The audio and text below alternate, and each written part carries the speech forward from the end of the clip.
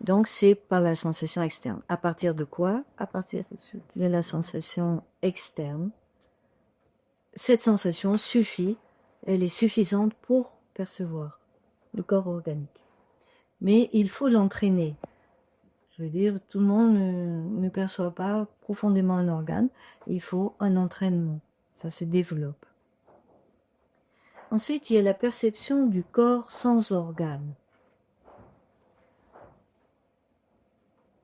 Cette notion, je vous ai apporté le texte, en fait, d'Antonin Artaud qui parle du corps sans organes.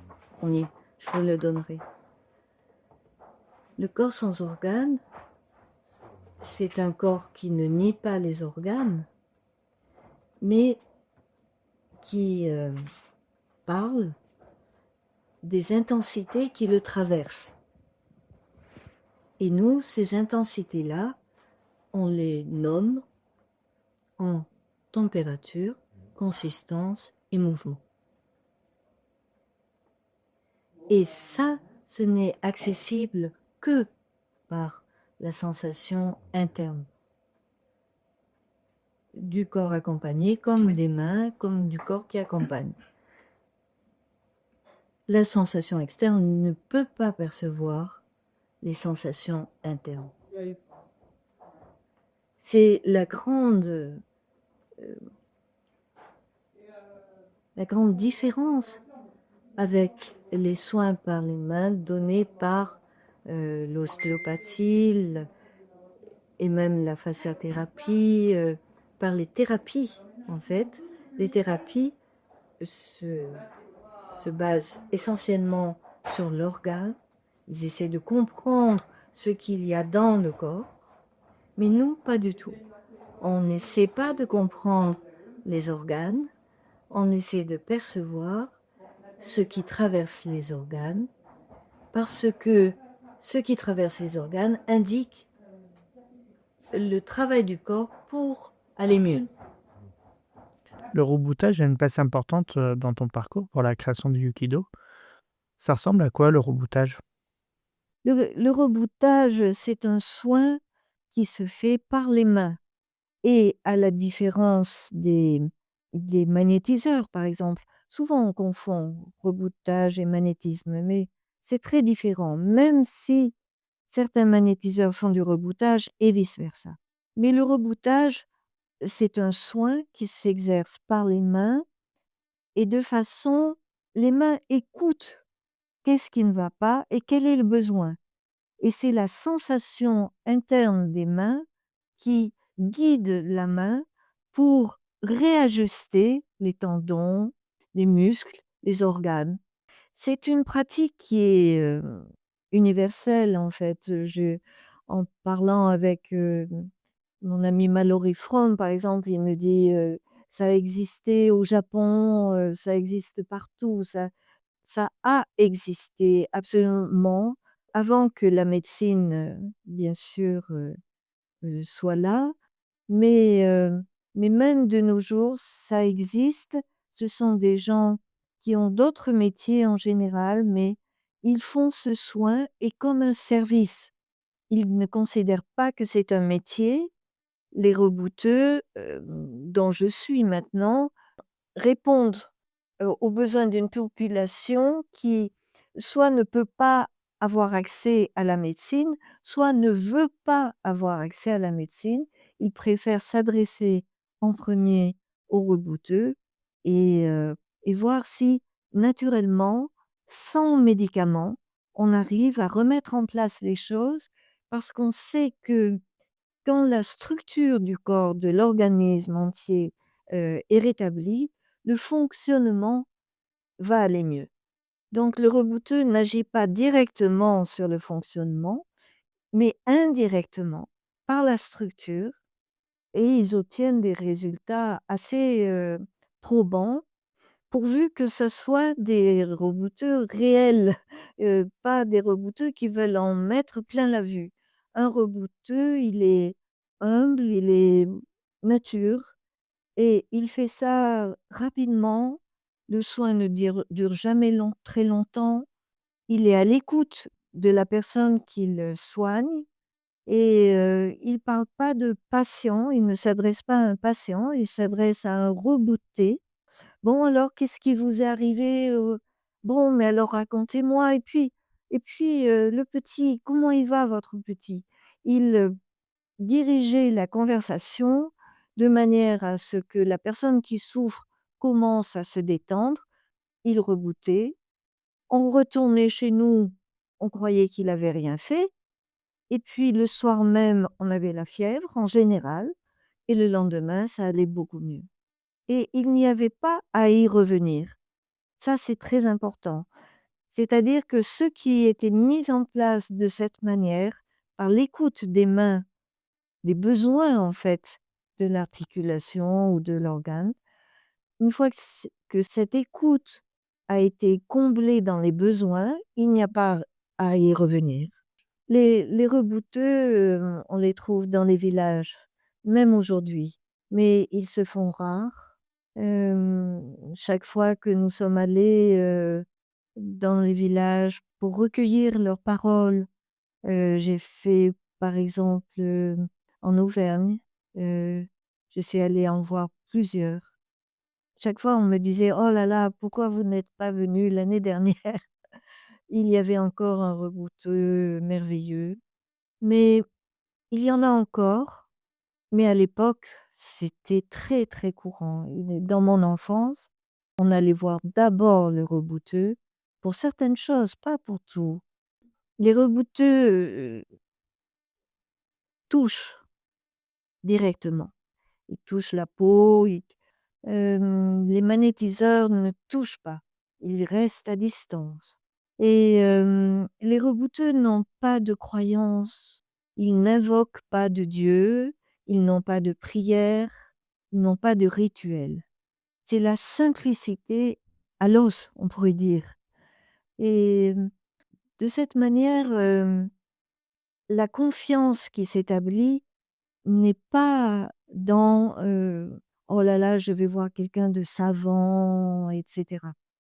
La confiance du rebouté, c'est la relation qui s'établit avec le rebouteux. C'est une relation simple, tranquille. Quand on arrive, même quand on est très douloureux, il a les mots pour, vous apaiser. Et pour vous demander des nouvelles d'un tel, parce que en général, on se connaît et il y a toujours quelqu'un qui nous a recommandé d'aller voir ce rebouteux et ce rapport est très bénéfique pour le soin. Son soin est minime, c'est le minimum, il n'en fait jamais trop et le reboutage agit de cette façon. Il y a un rebouteux en particulier qui s'appelait Étienne Chambonnet. Quel était ton lien avec lui? Étienne Chambonnet, je le connaissais depuis toute petite. Puisque ma famille allait le voir, chaque fois qu'il y avait un problème, moi-même, j'ai eu affaire à lui et je le voyais agir. Vers l'âge de 18 ans, j'étais allée le voir également. Je lui posais des questions. Je lui disais: «Mais, qu'est-ce qui guide vos mains?» Il me disait: «Bah, elles le sentent» et «Elles sentent quoi?» «Ben, elles sentent ce qu'il faut faire». C'est à peu près, son argumentaire, tournait autour de ça. L'initiation, c'est, vous savez, on passe le don. Le don pour moi, c'est, une reconnaissance d'un potentiel et donc il voyait que j'étais intéressée et il voyait que j'étais sensible, sensitive. Il me connaissait un peu à force de me con de on se voit et lui-même n'avait pas de descendants. D'habitude, le rebouteux ne passe son don qu'à une personne et c'est son fils, sa fille ou ses petits-enfants. Il n'avait pas de descendants, donc il m'a dit: «Mais, vous avez l'air intéressé par le reboutage. Est-ce que vous voulez que je passe mon don? Que je vous passe mon don?» Et je lui ai dit: «Oui, bien sûr». Voilà, il m'a passé le don en faisant une petite cérémonie, mais ce don Pour moi, c'est la reconnaissance d'un potentiel. Ce n'est pas quelque chose. Il, insufflerait à la personne à qui il donne un don. C'est plus une relation, un écho, un rebouteux et quelqu'un qui va le devenir. Et cette histoire de don m'a beaucoup interrogée et tout. Mais, au tout début, quand il m'a passé le don, le lendemain, j'avais envie de rebooter et d'essayer de voir si je savais rebooter. Évidemment non, ça se travaille, ça vient petit à petit et il m'a fallu, des années avant de sentir ce que les mains devaient faire, sentir le besoin et où ça se passait. Souvent quand on le consultait, il ne demandait pas, il, prenait tout de suite la partie et qui vous faisait mal, il l'avait vue avant que vous ne la présentiez et donc comment faisait-il? Eh bien, c'est les mains qui sentent ça. Maintenant, je le sais, mais les mains perçoivent, font écho à ce qui se passe, dans la personne par, des sensations très habituelles finalement, mais auxquelles on ne prête pas attention. Quand tu parles du Yukido, tu parles souvent de sensations dans les mains. C'est quoi ces sensations? Ces sensations, ce sont des températures plus ou moins froides, plus ou moins chaudes, plus ou moins sèches, humides.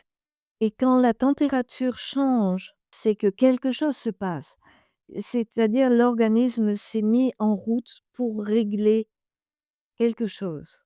Il y a eu un déséquilibre et la température signale que l'organisme est en train d'essayer de retrouver son équilibre. Donc les mains perçoivent des températures internes, pas que avec la peau, mais à l'intérieur de la main devient froide, par exemple. Ou chaude. La deuxième chose qu'une main peut percevoir, ce sont les consistances. Est-ce que c'est dur, mou? Est-ce que c'est souple ou raide?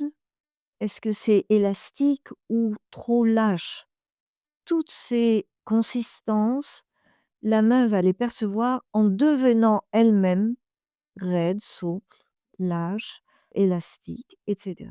Donc la main fait un écho ce qui se passe chez l'autre, chez moi, si je pose mes mains sur moi ou j'approche mes mains, si je suis attentive à la sensation dans mes mains et pas que sous mes mains se transforment, évoluent de l'intérieur.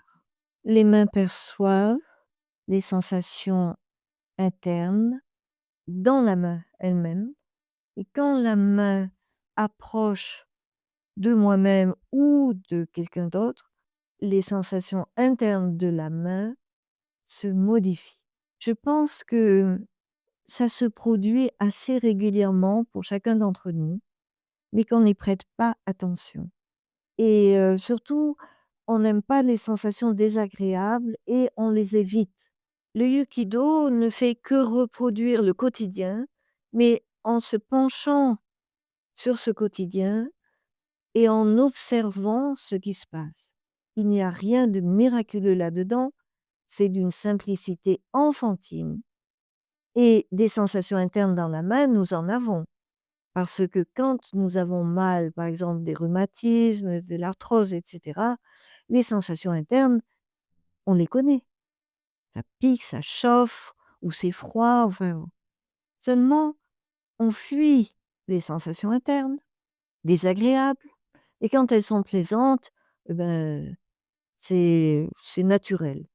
L'histoire du Yukido, c'est de porter attention à ce qui se passe réellement dans le corps de la personne que l'on est, quand on est en relation avec quelqu'un, dans le corps de la personne avec laquelle on est en relation, mais cette attention n'est jamais directe. Je ne sais pas, par exemple, s'il y a du chaud, du froid, une tension ou autre dans le corps que j'accompagne. Je sais qu'il y a du chaud, du froid, de la tension dans le corps que j'accompagne parce que dans mon corps, dans ma main, je sens du chaud, du froid, des tensions, des picotements, des grésillements. C'est en étant attentive à moi-même qui suis en relation avec autrui. Tu dis que quand tu accompagnes, tu ressens des sensations internes et des sensations externes. Comment tu les distingues? Le terme, sensation interne ou sensation externe, je l'ai trouvé parce que je l'ai cherché dans le dictionnaire. Je me suis dit: «C'est pas possible, il y a 2 sortes de sensations. Il y a la sensation qui vient de la peau, mais comment appeler les sensations qui viennent de l'intérieur de la main ou du corps?» Et donc j'ai cherché sur le dictionnaire, j'ai trouvé sensation interne que le sujet rapporte à lui-même, à l'intérieur de son corps, et sensation externe que le sujet rapporte à l'extérieur de lui-même, c'est-à-dire le soleil sur ma peau chauffe ma peau. C'est une sensation externe. Si, ma main souffre d'une tendinite, elle est chaude ma main, mais ça vient de l'intérieur de ma main. C'est une sensation appelée interne et ça a été pour moi, eureka! C'est-à-dire que j'avais enfin un mot sur ce que je percevais sans pouvoir, le situer finalement, et je pense aujourd'hui que c'est ce qui manque à la plupart, des, disciplines qui utilisent leurs mains pour soigner. C'est pour l'instant, c'est le grand la grande incertitude des gens qui parlent de sensations externes, en fait. Par exemple, si je palpe ici, je palpe ma main, j'ai une sensation externe parce que c'est ma main, la peau de ma main qui va sentir ce que j'ai sous ma main.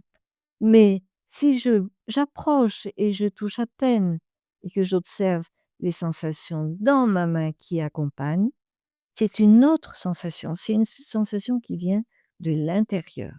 Avec cet exemple du soleil et de la tendinite, on voit bien la différence de vécu entre les 2 types de sensations.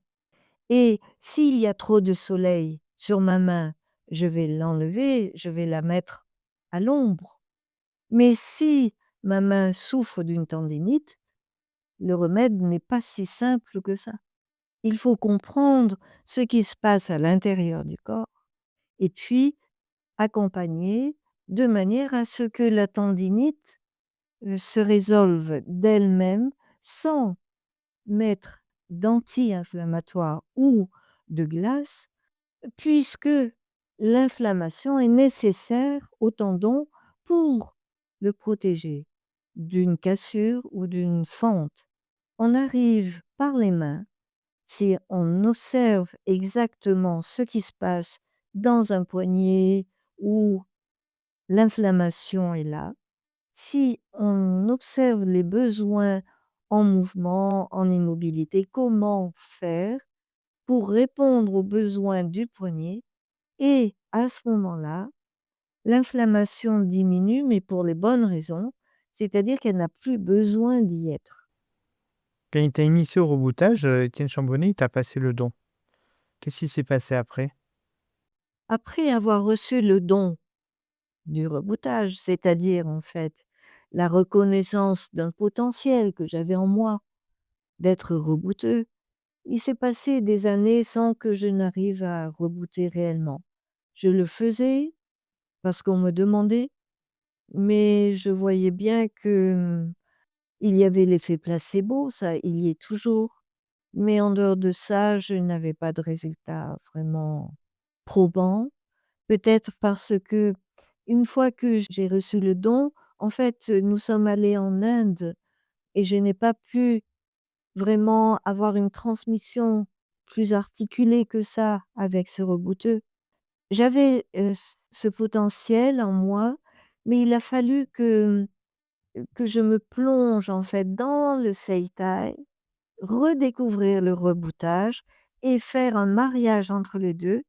Ce mariage a donné le Yokido.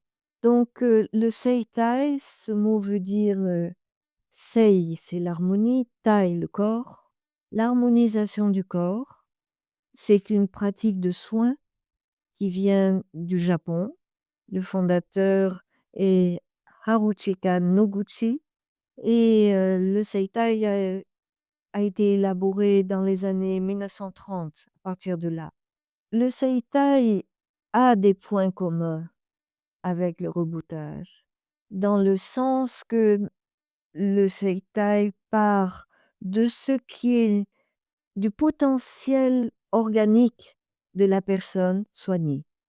C'est-à-dire, ce n'est pas une intervention qui règle le problème, c'est un accompagnement des capacités du corps à se récupérer, à se rééquilibrer, à se «régénérer» entre guillemets, à aller mieux. Nous avons en nous énormément de potentiel et le Seitai s'est penché sur ce potentiel-là qu'il appelle l'involontaire, c'est-à-dire tout ce qui se passe en nous et par nous de manière involontaire. C'est la grande force du Seitai, d'avoir mis le doigt sur l'involontaire, sur non seulement ce que l'involontaire arrive à faire directement, c'est-à-dire sans l'involontaire, nous ne serions pas là pour en parler puisqu'on ne pourrait pas vivre, le cœur ne pourrait pas battre, etc. Les réflexes ne se feraient pas, les automatismes, il faudrait sans cesse réapprendre les choses. Donc l'involontaire, c'est Noguchi disait, c'est 99,9% de notre activité. L'involontaire est quelque chose qui nous rétablit, qui nous qui nous permet de persévérer en notre être, dirait, Spinoza, le philosophe des philosophes et le philosophe des scientifiques. Donc le Seitai a mis le doigt sur l'importance de l'involontaire, comment le percevoir à l'œuvre et comment, avec les mains seulement, faciliter, aller dans le sens insufflé par le corps pour se rétablir par lui-même.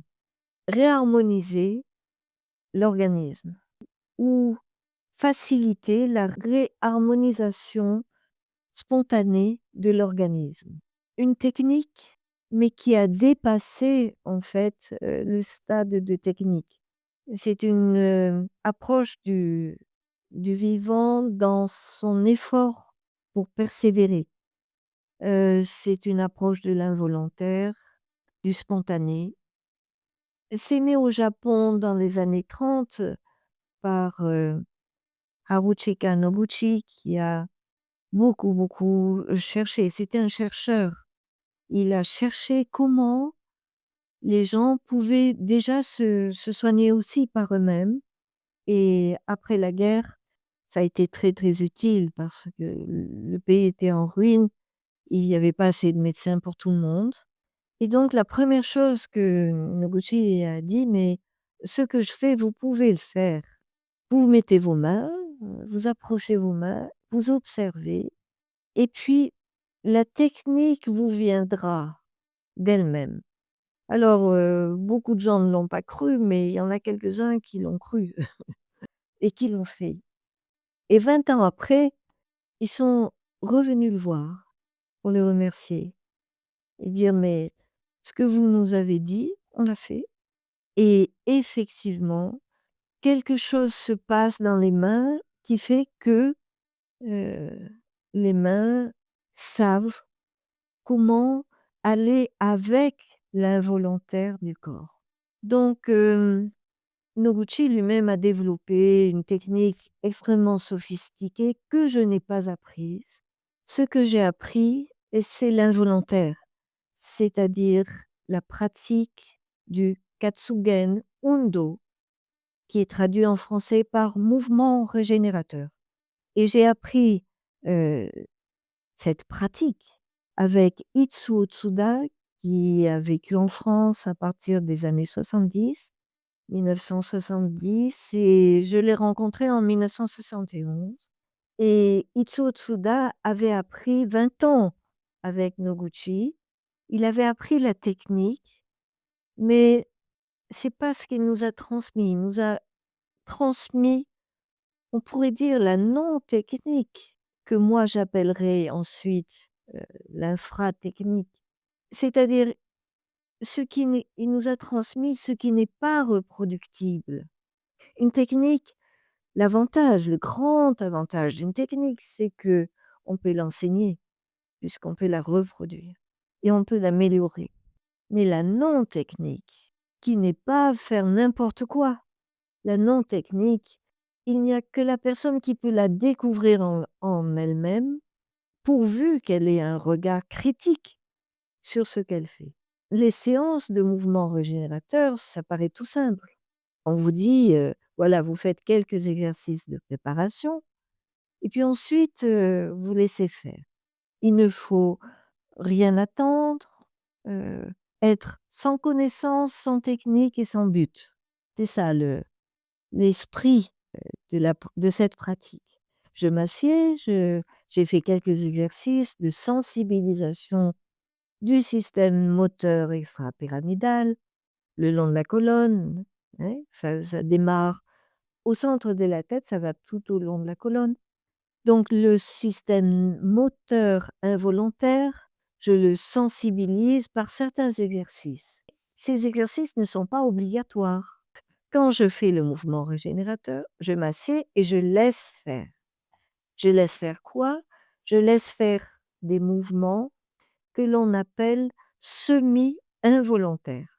C'est-à-dire, ce ne sont pas des mouvements tout à fait involontaires, bien qu'il y ait une grande partie d'involontaire dans le semi-involontaire, mais ce sont des mouvements que je peux arrêter, ce que je ne peux pas faire avec le mouvement involontaire, hein. Si j'essaie d'arrêter mon cœur, ça ne marchera pas. Involontaire, semi-involontaire, c'est-à-dire, il y a une part d'involontaire, mais je peux l'arrêter si je veux et sans que ça pose problème. Je peux modifier, hem, l'exemple type du mouvement semi-involontaire, c'est le bâillement. Donc voyez, un peu comme le yogido, nous disions tout à l'heure, heu, le mouvement semi-involontaire, le Katsugen Undo, le mouvement régénérateur est quelque chose que tout le monde fait sans le savoir. Simplement, là, on se pose sur cette chose qui fait que le corps extériorise un mouvement qui lui est absolument nécessaire, enfin, qui lui est nécessaire, pas absolument, mais qui va lui faire du bien.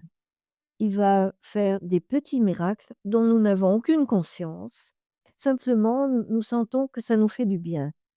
Mais des scientifiques se sont penchés sur le bâillement pour dire que c'était absolument fabuleux ce que le bâillement arrive à faire dans l'organisme. Il oxygène le cerveau, il détend les viscères, ce qu'aucune détente volontaire n'arrive à faire, même en yoga.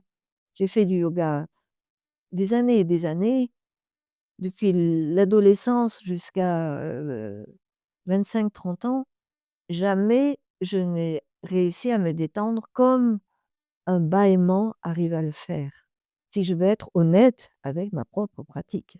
Donc ces mouvements semi-involontaires, il y a le bâillement, il y a l'éternuement, le sommeil paradoxal également, quand le corps bouge. La pratique du mouvement semi-involontaire consiste à laisser faire toutes sortes de mouvements que nous censurons au quotidien parce que dans notre culture, bon, on tolère le bâillement, mais encore, il faut pas que ça soit en classe devant un professeur parce qu'il va rouspéter. C'est vraiment très dommage. Je serais professeur, j'encouragerais mes élèves à bâiller autant qu'ils peuvent et autant qu'ils veulent. Donc on tolère certains mouvements semi-involontaires, quand on éternue, il faut faire doucement, si on est au concert, c'est pas possible et cetera. Mais on censure énormément de mouvements qui nous feraient du bien, qui ne feraient du mal à personne et qui sont tout simples, comme de trembler, trembler de peur. Les peurs enracinées qui se sont accumulées, accumulées, accumulées. Lorsque j'accompagne aujourd'hui avec mes mains certaines personnes, elles se mettent à trembler comme ça, les dents claquent. Donc ça résurgit, ce mouvement semi-involontaire qu'elles ont forcément, heu, pas laissé, vivre, s'extérioriser, dans une séance de Yukido, ça se produit. Bien sûr qu'il faut en parler avec la personne, lui dire: «Mais au fond, d'où ça vient? Est-ce qu'il y a eu une peur?» et cetera et bon, en général, les gens, disent, ils racontent pas leur vie, mais ils disent: «Oui, oui, il y a des peurs anciennes» et ben là, elles sortent et après le corps, il, il retrouve une paix, une harmonie, une tranquillité toute simple qui fait que, ben, après on arrive mieux à faire face aux difficultés de la vie. Au lieu qu'elles s'ajoutent ces traumatismes anciens, eh bien, voilà, c'est l'organisme est plus élastique pour recevoir les chocs. Le Seitai, c'est une pratique, qui est quasiment inconnue en France. Comment tu l'as appris? Le Seitai, je l'ai appris avec Itsuo Tsuda dès son arrivée, en France. Le moment crucial d'apprentissage avec Itsuo Tsuda s'est passé en Suisse, à Sannenstadt exactement.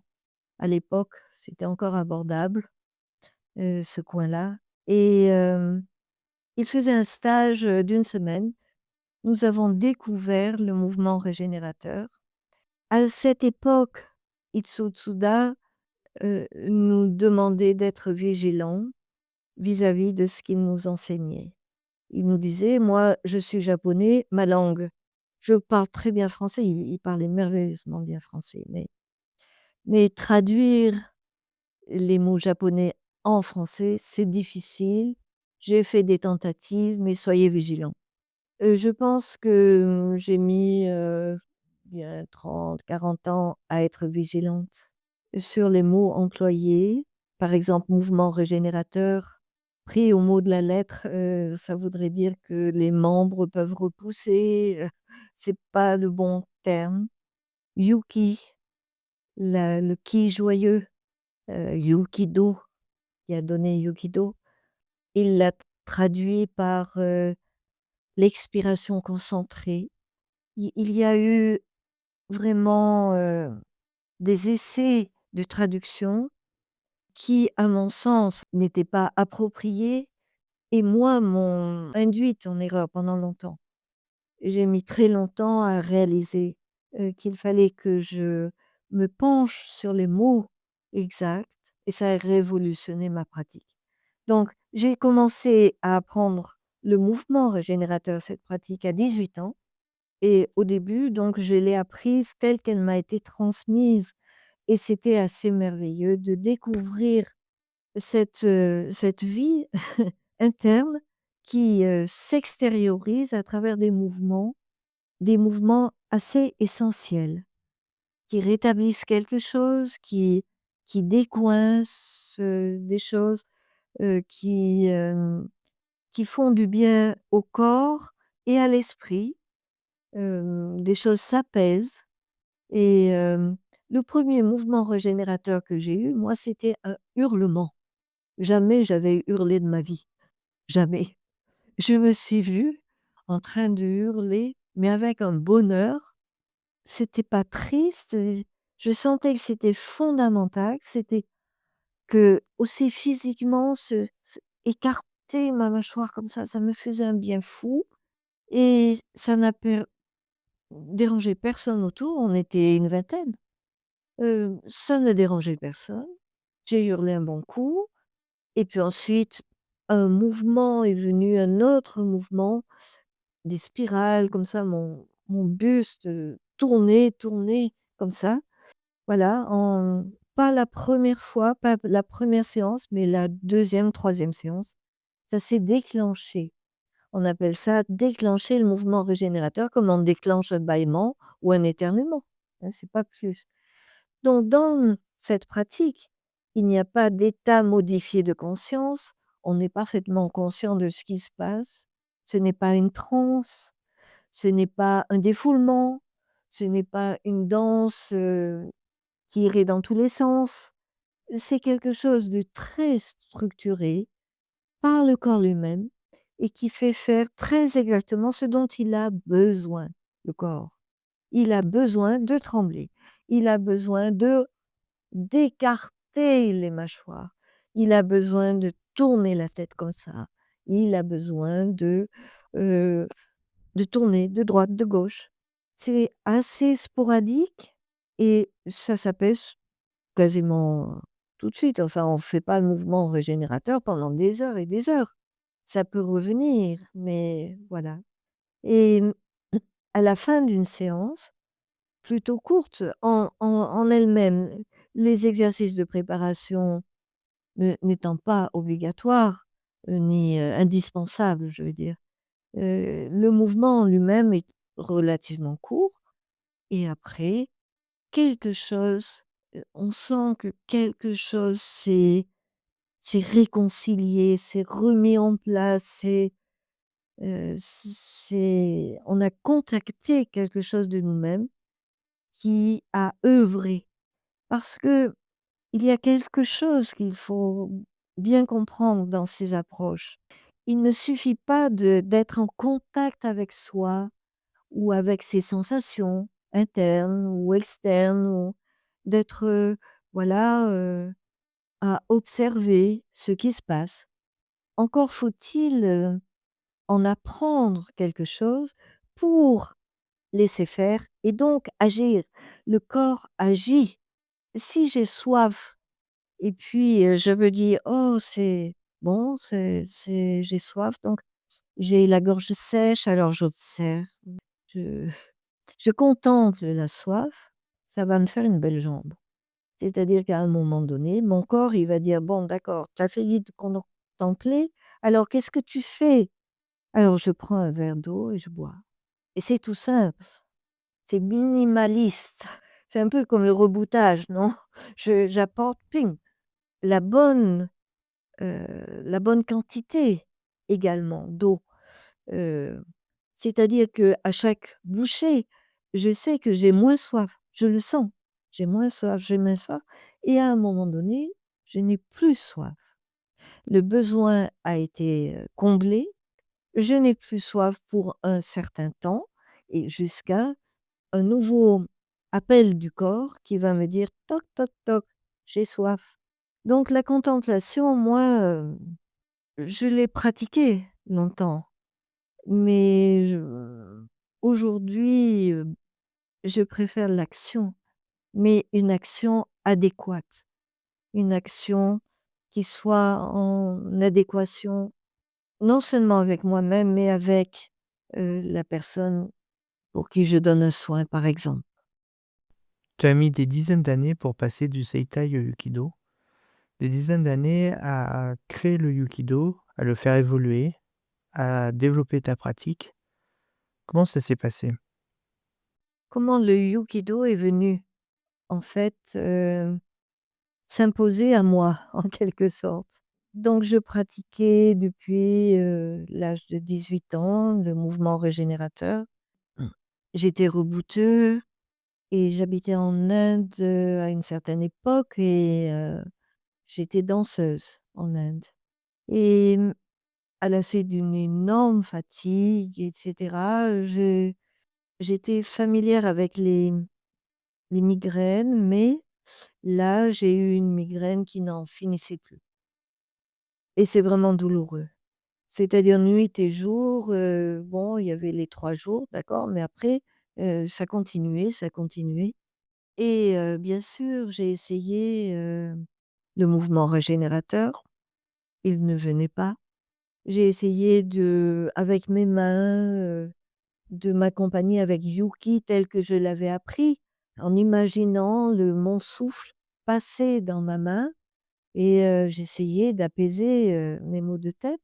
Rien ne marchait, vraiment rien et j'étais vraiment, au pied du mur, on pourrait dire, parce qu'on était en Inde et je n'avais aucune envie de rentrer dans un cercle, de médicaments qui auraient soulagé, ma migraine, mais qui ne résolvaient rien. Et donc, désespérée, je me suis dit: «Bon, bah, je vais faire comme, le Bouddha. Je vais m'asseoir et puis, je ne bouge plus jusqu'à ce que j'ai trouvé la solution». Et je riais de moi-même évidemment avec cette pensée. Bon, alors quand même je suis, quand j'ai pris cette décision, j'étais sur le pas de la porte, mais je suis allée à l'intérieur, je me suis assise sur le lit, dos contre le mur et mes jambes étaient repliées donc sur le lit et j'ai posé mes coudes sur mes genoux, ma tête dans mes mains, comme on fait, quand on ne sait plus quoi faire. Et là, comme je n'avais plus aucune attente de quoi que ce soit. Je rendais les armes en quelque sorte. Je ne je n'essayais plus de faire quoi que ce soit. Ma tête s'était mise dans mes mains, spontanément, sans que je décide rien, de manière volontaire. Et là, mes mains se sont sensibilisées. C'est-à-dire que je sentais bien la douleur dans ma tête, mes mains se sont crampées. C'était une crampe, c'était plus une crampe, c'était une contracture interne à la main qui faisait extrêmement mal à la main, très chaude, picotante, fourmillante, grésillante et c'était la 1re fois que je sentais ça et je me suis dit: «Tiens, c'est intéressant». C'est curieux, c'est intéressant, qu'est-ce qui se passe? Soudain nous avait parlé d'un univers de sensations, mais il n'en nommait que 3 ou 4. Noguchi, pareil. Donc je n'avais pas de modèle à suivre par rapport aux sensations et là je découvrais que mes mains pouvaient se cramper, devenir grésillantes, fourmillantes, brûlantes. À un moment donné, plus ma main devenait comme ceci, la douleur s'estompait. C'est-à-dire que la partie vers laquelle se trouvait ma main, la douleur partait. Au bout d'un moment, je me suis dit ça appelait ailleurs la douleur. Parce que vraiment ça faisait pratiquement, voilà, toute cette partie du crâne. Donc j'ai déplacé ma main, même chose, crampes, grésillements, fourmillements. Je ne faisais rien de spécial avec la main, elle était juste posée en petit appui et de nouveau la douleur qui s'estompe. Alors je vais un peu plus loin, je vais un peu plus loin, je vais un peu plus loin. Quand je suis arrivée là, je n'avais plus mal à la tête. J'étais fatiguée, mais sans douleur. Bon, alors, je me suis dit: «Bon», j'ai dormi. Le lendemain matin, la douleur est revenue, mais pas à la tête et les douleurs, mes migraines venaient d'abord par le dos, toujours. Elles s'annonçaient par le dos. C'est comme si on rembobinait le film. Donc je me suis dit: «Bon, je vais m'accompagner sur le dos, c'est pas pratique». J'ai mis mes mains devant, toujours en désespoir de cause. J'ai mis les mains devant, ça fait pareil. Les mains se sont crampées, c'était pas tout à fait la même crampe, c'était peut-être un peu moins intense, mais pareil, au bout d'un moment, je n'ai plus mal au dos, du seul fait d'avoir approché mes mains et contacté les crampes internes, puisque mes mains devenaient crampées, comme un miroir. Elles faisaient simplement miroir. Et donc, je me suis accompagnée, donc à ce moment-là, je n'ai plus mal au dos, j'avais plus mal à la tête, je n'ai plus mal au dos. Et pour la 1re fois de ma vie depuis l'âge de 18 ans, je n'ai plus eu de migraine pendant 3 mois. C'était le paradis sur terre. Et d'habitude, j'en avais, mettons, 1 fois par mois, en général. Donc j'ai plus pendant 3 mois, puis le 4e mois, j'ai eu une migraine, mais tout à fait supportable, qui est passée en 2 jours et petit à petit, elles ont diminué et surtout, je savais les accompagner avec mes mains. J'ai très vite réalisé qu'il fallait que je les accompagne avant qu'elles se déclenchent complètement et donc j'ai su de mieux en mieux m'accompagner avec mes mains pour résoudre ce problème de migraine. Pour être tout à fait honnête, la seule chose qui a fait stopper vraiment le processus des migraines, c'était de faire ce que Tsuda recommandait, mais que alors là, par contre, j'avais entendu, mais j'avais pas retenu. C'est pas pendant la crise qu'il faut se reposer, dans une crise comme une migraine, comme un rhume ou autre. C'est après la crise, c'est-à-dire quand le corps se relâche, qu'il a beaucoup travaillé et là, il faut se reposer, ne rien faire. Et donc, de cette manière, j'ai appris à me soigner, déjà moi-même, pour quelque chose qui est soignable. C'est une notion, cette, notion des limites qu'un tel exercice de l'attention aux capacités d'autorégulation du corps, il y a des limites, et la limite, ce sont toutes les maladies dites organiques qui ont impacté, qui ont affaibli, qui ont, grignoté, les capacités du corps à se remettre en place lui-même. Donc, le Yukido, comme d'ailleurs le Seitai, à mon sens, ce n'est pas ce que disait Noguchi Nitsuda, mais à mon sens, le Seitai, le Yukido, ne s'occupe que, de maladies fonctionnelles, de troubles fonctionnels et pas des troubles organiques où la capacité du corps a été entamée. On ne peut pas faire avec ce qui n'est pas, en fait. Par contre, tant que la vie est là, on peut faire avec ce qui est. Parce que tant qu'on est en vie, il y a des capacités de récupération. Elles sont amoindries, mais elles sont là. Donc il faut la médecine et en plus faciliter l'autorégulation. Ça va à ce moment-là pour les maladies organiques, il faut les 2, la médecine, les médicaments et puis une attention aux besoins de l'organisme, attention apportée par les mains ou par des comportements, heu, par, de la gymnastique, par toutes sortes de choses, la façon de se nourrir. C'est là la notion qui est très importante de soins domestiques pour le Yukido. Une fois que tu as découvert que tu pouvais soigner ta migraine avec tes mains, tu as fait quoi? Après cette expérience, où j'ai soigné ma migraine, une amie à moi a fait appel à, à mon toucher pour, soigner son dos.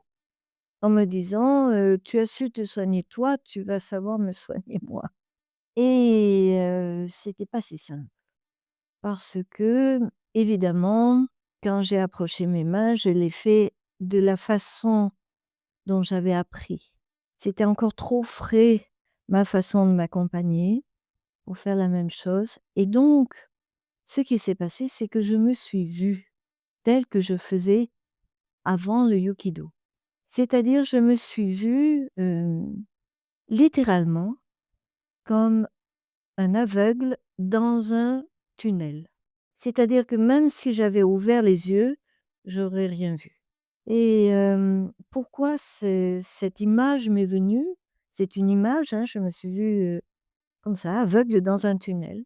Je me suis rendu compte que, jusqu'à présent, chaque fois que j'essayais de soigner quelqu'un avec mes mains, j'essayais de le soigner alors que je ne connaissais rien du problème et donc j'essayais de deviner en me disant: «Il faut que je sache ce qui se passe pour pouvoir soigner». Ça, c'était c'est le système, habituel. Ça a fait une bombe. C'est-à-dire que de réaliser que en fait, je ne soignais pas les gens, j'essayais de deviner ce que leur corps, faisait, voulait faire, enfin, sans avoir accès à mes sensations finalement, mais juste en tâtonnant, en devinant et en pensant, savoir. C'est-à-dire que, quand je faisais même des massages ou autre, j'avais l'impression que je faisais quelque chose, d'utile. C'est pas que c'était inutile ce que je faisais, mais c'était pas efficace, très peu, et je pense que l'effet placebo jouait à 100. Et donc, à partir de là, je me suis dit: C'est pas cette voie qu'il faut prendre», et j'ai arrêté d'essayer de deviner ce qui se passait en l'autre. Je me suis concentrée sur mes mains, comme j'avais fait avec ma tête, et évidemment, c'était pas ma tête, et donc il y avait des grands moments où je ne sentais rien dans mes mains, et je me suis dit: «Il y a pas de problème. Je ne sens rien, je fais rien, je suis là juste», et je me revois au-dessus de sa tête, parce que j'avais commencé par la tête. J'approche mes mains, je sens rien. Je me suis installée dans ma profonde éternité, c'est-à-dire sans attente de quoi que ce soit, et je me suis dit: «De toute façon, il faut attendre de sentir, il faut que je sente avant de pouvoir faire quelque chose. Tant que je sens rien, il y a rien à faire, ni à attendre quoi que ce soit de précis», et là, petit à petit, mais ça a pris quand même pas mal de temps, les sensations sont venues, les sensations internes, un petit peu comme sur moi. Je ne faisais rien, c'est exact, mais j'étais quand même en relation avec mes mains. C'est-à-dire mes mains commençaient à s'éveiller, et le peu que je sentais établissait une relation entre l'intérieur de mes mains et l'intérieur de son corps. Et ça n'avait pas d'importance que je sente pas vraiment, que mes mains soient un miroir très, très imparfait. Le seul fait déjà d'être en relation, sans attente de quoi que ce soit, établit un lien qui fait que elle a été beaucoup mieux. Alors que mes mains ont pas bougé, mais beaucoup mieux. C'est-à-dire qu'avant, l'effet placebo jouait, mais là, il y avait pas que l'effet placebo. Il y avait une action qui, qui n'était pas dans le volontaire ni dans l'involontaire, mais quelque chose, le fait d'être attentif aux sensations permet à la spontanéité de venir. La spontanéité, je la situe entre l'involontaire et le volontaire, à l'intersection, et donc mes mains, comme j'étais juste en observation finalement, pas en contemplation, j'observais, je m'intéressais à ce que je voyais, ce que je percevais, et même ce que je ne percevais pas. Au fait que je ne percevais rien ne me dérangeait pas, parce que je sentais par contre que mes mains étaient au bon endroit, mais j'avais une sensation vague, mais quand même très très parlante pour moi, que c'était là qu'il fallait que je sois, et que je sois sans attente et sans projeter, hem, je vais l'aider, je vais guérir ça, je rien projeter. Juste être là, et déjà ça, ça agit. C'est fort en fait, ça agit très fort. Donc à partir de là, j'ai senti que c'était, ma voie, en quelque sorte, une voie, un cheminement pour lequel il me faudrait beaucoup de patience, ou enfin, que ça allait prendre du temps, mais alors pour moi, c'est aucun problème. Ça peut bien prendre 10, 15 ans, 20 ans avant que mes sensations dans mes mains s'éveillent et tout. Aucun problème. Parce que je savais que ce contact, cette qualité du contact, sans attente, sans but, sans connaissance, sans technique, heu, permet à l'organisme qui est contacté de cette manière de faire le travail en lui-même. Comment tu t'es rendu compte que de mettre tes mains provoquait quelque chose? Ce qui m'indiquait qu'il y avait cette, relation qui s'établissait, c'est dans mon corps, il y avait une tranquillité. mais une tranquillité légère et imperturbable à la fois. Très curieux, c'est très curieux. C'est ce que, je pense, veut dire en fait Yuki, qui est joyeux. C'est-à-dire quelque chose qui qui se passe. C'est pas une énergie qui passe de moi à l'autre quand, il y a cette relation, mais c'est quelque chose qui se passe entre 2 êtres vivants, et ce quelque chose qui se passe, c'est ça le qui. C'est pas quelque chose qui passe. C'est fondamental. C'est pour ça que je suis vent debout contre ce mot énergie. Parce qu'immédiatement on visualise, on a l'image de de quelque chose d'impalpable qui passe de la personne qui soigne à la personne soignée. Mais ça n'a rien à voir avec ça. C'est même enfin c'est de la foutaise. C'est-à-dire c'est une perte de temps totale d'aller là-dedans. Ce n'est pas raisonnable. C'est manquer d'esprit, critique envers ce qu'on fait, tout simplement. Cette chose qu'un être humain, un être vivant est entier. Il n'a pas besoin de l'énergie, qu'on lui souffle ou qu'on lui injecte de l'énergie. C'est ridicule. Par contre, si une énergie rencontre une autre énergie, il y a évidemment que nous avons des énergies en nous, mais c'est l'énergie métabolique, hein. Quand ça se rencontre, là, il se passe quelque chose du fait du contact. Tu fais comment pour, valider ce que tu ressens dans les mains et que ça soit pas le fruit de ton imagination?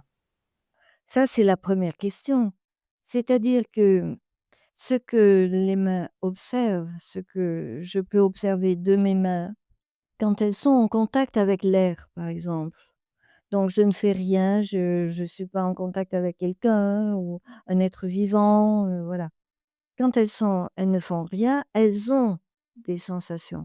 Ça a été la première chose que je me suis dite pour savoir qu'est-ce qui appartient à moi comme sensation et puis qu'est-ce qui appartient au fait que je contacte une autre sensation, fût-elle de ma tête d'ailleurs.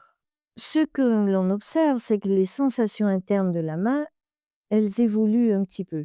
Les sensations externes, très peu. Si je suis dans une pièce, à température égale, enfin voilà, il y a pas de courant d'air, bah, qu'est-ce que je sens? Je sens une température douce, mettons, externe, hein, sur la peau. Et puis, mmh, la consistance est impalpable, l'air ne pèse rien dans mes mains et puis, bah, il y a pas de mouvement parce qu'il y a pas de courant d'air. Donc la sensation externe, c'est ça. La sensation interne, elle bouge. Si je suis attentive, même si je ne fais rien, il y a des picotements, des fourmillements, peut-être même des grésillements. C'est plus ou moins chaud, plus ou moins froid, mais c'est proche de ma température, mais quand même, quelquefois, la température des mains varie intérieurement. Donc, les températures, les mouvements, c'est les picotements, les fourmillements et puis, il y a une petite tension dans les mains. Il y a une petite tension dans les mains et j'ai appris, bien après, ça a peu d'importance, que cette tension, c'est le tonus musculaire des mains, tout simplement. On a tous une petite tension dans les muscles qui nous permet de les activer dès qu'on veut, ou dès que, involontairement, le corps a besoin de bouger. Donc cette tension, des petits picotements et puis, une douceur, une chaleur plus ou moins douce, ça, c'est ce qu'on a tous dans nos mains quand elles n'ont pas de problème. Lorsque j'approche ma main de ma tête, comme je l'ai fait, la sensation externe, je sens que ma tête est chaude avec ma peau, mais c'est tout ce que je sens. Là, j'ai découvert en le faisant que la sensation interne de ma main se crampait. Une crampe très intense, grésillante, fourmillante, très, très chaude. Et en plus, il s'agit de moi, c'est ma main avec ma tête.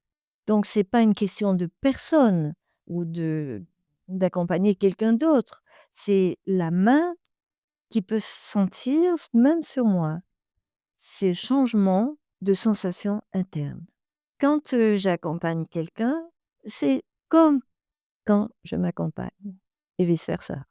Il n'y a pas de différence et souvent dans les stages, je pose cette question: «Est-ce qu'il y a une différence?» Souvent, les uns les autres me disent: «Mais oui, il doit y avoir une différence». Ben, je leur dis: «Le jour où vous m'apportez la preuve, je veux bien réviser ma conclusion, mais moi, j'ai jamais vu de différence». Je peux m'accompagner moi-même, donc je peux accompagner mon fils, mon mari, quelqu'un de proche. Donc je peux accompagner aussi quelqu'un qui n'est pas proche. Ça n'a aucune espèce d'importance. C'est un point important parce que nous ne sommes plus dans l'accompagnement, on n'est plus dans le social, dans le quotidien. Il y a un retournement, hein, de la sensation externe, je vais à la sensation interne, à moi-même, mais à moi-même en communication, soit avec une autre partie de moi-même, soit avec quelqu'un d'autre. Si tu devais décrire le Yukido à quelqu'un qui ne le connaît pas, tu le décrirais comment? Ça ressemble à quoi? Une séance de Yukido, c'est soit donc c'est en auto-accompagnement, soit c'est en accompagnement de quelqu'un. Auto-accompagnement, c'est facile, mes mains se placent là où elles sentent la pertinence de se placer. Ça veut dire qu'elles ne se placent pas forcément là où j'ai mal, mais là où elles viennent se placer. Elles ont une intuition, on pourrait dire, ou j'ai l'intuition de où mes mains devraient se placer. Elles se placent et je vérifie, c'est au bon endroit. Je le vérifie par une confirmation interne. Quand c'est, quelqu'un d'autre que j'accompagne, ben, c'est tout simple, je lui demande, de s'allonger, mais dans la position que cette personne choisit et je détaille parce que je me suis aperçue que quand je me contente de dire ça, tout le monde se met sur le dos alors que, ça c'est ce que réclament la plupart des thérapeutes, que je ne suis pas. Mais, il faut préciser sur le dos, à plat ventre, sur le côté. Vous vous mettez strictement dans la position qui vous semble adéquate, adaptée. Ensuite, quand c'est une première séance, je ne le fais pas, mais quand la personne est revenue, je lui demande: «On commence par quoi? La tête, le ventre, ou là où vous avez mal?» Jamais la personne ne s'est trompée. Elle m'indique très exactement là où il faut commencer. D Je me suis exercée à vérifier, d'aller ailleurs. Non, non, c'est bien là où elle m'indique. Donc on a tout intérêt à écouter déjà, la personne. C'est pas une confiance aveugle puisque je vérifie, mais c'est une confiance, d'emblée. Donc la personne s'allonge, choisit sa position et ensuite j'approche mes mains. L'approche me dit jusqu'où je dois approcher et donc bien sûr, ce que j'ai demandé à la personne, je me l'applique à moi-même. Dans quelle position je souhaite être pour l'accompagner et où me placer et ensuite où placer les mains. C'est-à-dire que le positionnement de l'accompagnant est fondamental et de l'accompagner bien sûr. Et il faut que les positions soient adéquates l'une avec l'autre. Donc en général, moi je m'assieds, si je commence à partir de la tête, je m'assieds du côté de la tête, très confortable. Je m'assieds de manière à avoir, les avant-bras soutenus, vraiment tant que je n'ai pas trouvé ma position, je la cherche et voilà. Et ensuite, j'approche mes mains. Pareil, bon la tête, ça paraît petit, mais moi pour mes mains, c'est vaste comme la terre. C'est-à-dire que, il faut aller au bon endroit. Comment savoir avant d'y aller, où il faut aller? Je pense, c'est l'intuition, une fois de plus et l'intuition est le moteur, en fait, du Yukido, mais une intuition qu'on vérifie à chaque instant. C'est-à-dire on vérifie pas l'intuition, on vérifie que c'est bien une intuition et pas un conditionnement qui viendrait, se présenter là en disant: «Mais moi j'ai la solution, c'est là qu'il faut aller». Bon, la tête est même si elle est vaste comme la terre, ma main est à peu près aussi vaste, donc il y a peu de chances que je me trompe vraiment. Mais ça m'arrive quand même et à ce moment-là, je sais comment. C'est ça la question, que je me trompe. Fondamental. Tant qu'on ne sait pas si on se trompe ou pas, on ne peut rien faire, on ne peut pas progresser. Je sais que je me trompe, au fond du fond, la seule réponse, c'est quand je m'ennuie. Je m'ennuie, mon attention n'arrive pas du tout à se focaliser. Parce que toutes les autres réponses, ça marche pas, ça tient pas. Si, je pense que je me trompe quand, je n'ai pas de sensation, j'ai tout faux. Il peut y avoir des sensations qui viennent au bout de 20 minutes et en attendant, il y a rien qui se passe et je reste là. Mais mon attention est vraiment très, très éveillée et elle est attirée. C'est pas que je fais un effort d'attention, c'est qu'elle est attirée par ce rien. Il y a rien et quand il y a rien, je ne fais rien et ce rien, tant qu'on l'a pas, tant qu'on n'en goûte pas la saveur, bah, le non-faire, il peut, jamais il vient. Le non-faire ne peut pas venir sur le faire. On peut pas aller du faire au non-faire. On va du rien au non-faire et le non-faire, c'est quoi? C'est l'action adéquate. En Occident, on dirait pas le non-faire, mais l'action adéquate. C'est-à-dire, c'est une action qui n'a qui est juste, mais à tous les niveaux, qui n'est pas dans le forçage, dans le volontarisme, dans «je vais l'aider», dans les enjeux, dans tout ça, ça ne pouf, ça s'évanouit dans le rien et à ce moment-là, l'action peut venir dans le rien, mais c'est une action juste que les orientaux, traduit en français, disent non faire, le wu wei et cetera. Heu Mais que moi de plus en plus, je traduis par, action adéquate. Ce qui est la chose la plus difficile et en même temps la plus simple. Ça va ensemble. Au fond, elles font quoi les mains pendant une séance de Yukido? Alors qu'est-ce que fait la main? Ah ben, elle peut pas faire 36 000 choses. Ou plus exactement, elle fait il y a une infinité de possibilités. Mais grosso modo, toutes ces possibilités rentrent dans 3 catégories. L'immobilité, c'est une action, rester immobile.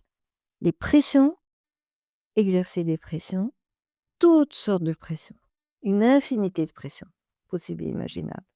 Les mises en tension, à ne pas oublier. Je distingue, pour ma part, les pressions des mises en tension, des tensions. Exercer une pression, quand j'exerce une pression, c'est perpendiculaire à la surface de la peau. Bien sûr, ça va créer une petite, mise en tension des tissus autour, mais enfin, l'impact est complètement différent d'une mise en tension qui est en diagonale ou en surface, enfin en tangente, qui à ce moment-là véhicule avec elle cette mise en tension véhicule avec elle toute une série de fascias, de tout ce qu'on veut. Et la sensation, chacun peut l'expérimenter, entre mettre en tension et presser, la sensation est tout à fait différente et le résultat est tout à fait différent également. Donc j'aime à ouvrir ces 2 types d'actions, à les distinguer, même si il y a toujours un peu de mise en tension quand j'exerce une pression et un peu de pression pour exercer une mise en tension. Donc trois grandes familles, on pourrait dire, de d'actions. L'immobilité, les immobilités d'ailleurs. Il y a des immobilités, qui ont des teintes. C'est un peu comme le blanc, l'immobilité, bon les Inuits, il paraît qu'ils ont je sais pas combien une centaine de termes pour, décrire le blanc de la neige. Bah, ça serait pareil avec l'immobilité. C'est des teintes, certaines sont raides, sont vraiment, vraiment, scotchées, quoi. Puis d'autres, c'est une immobilité légère, qui donc les immobilités, les pressions, les tensions. Qu'est-ce qu'il faut faire? Comment je sais s'il faut une immobilité, s'il faut une mise en tension, s'il faut une mise en pression? Je ne sais pas comment je fais.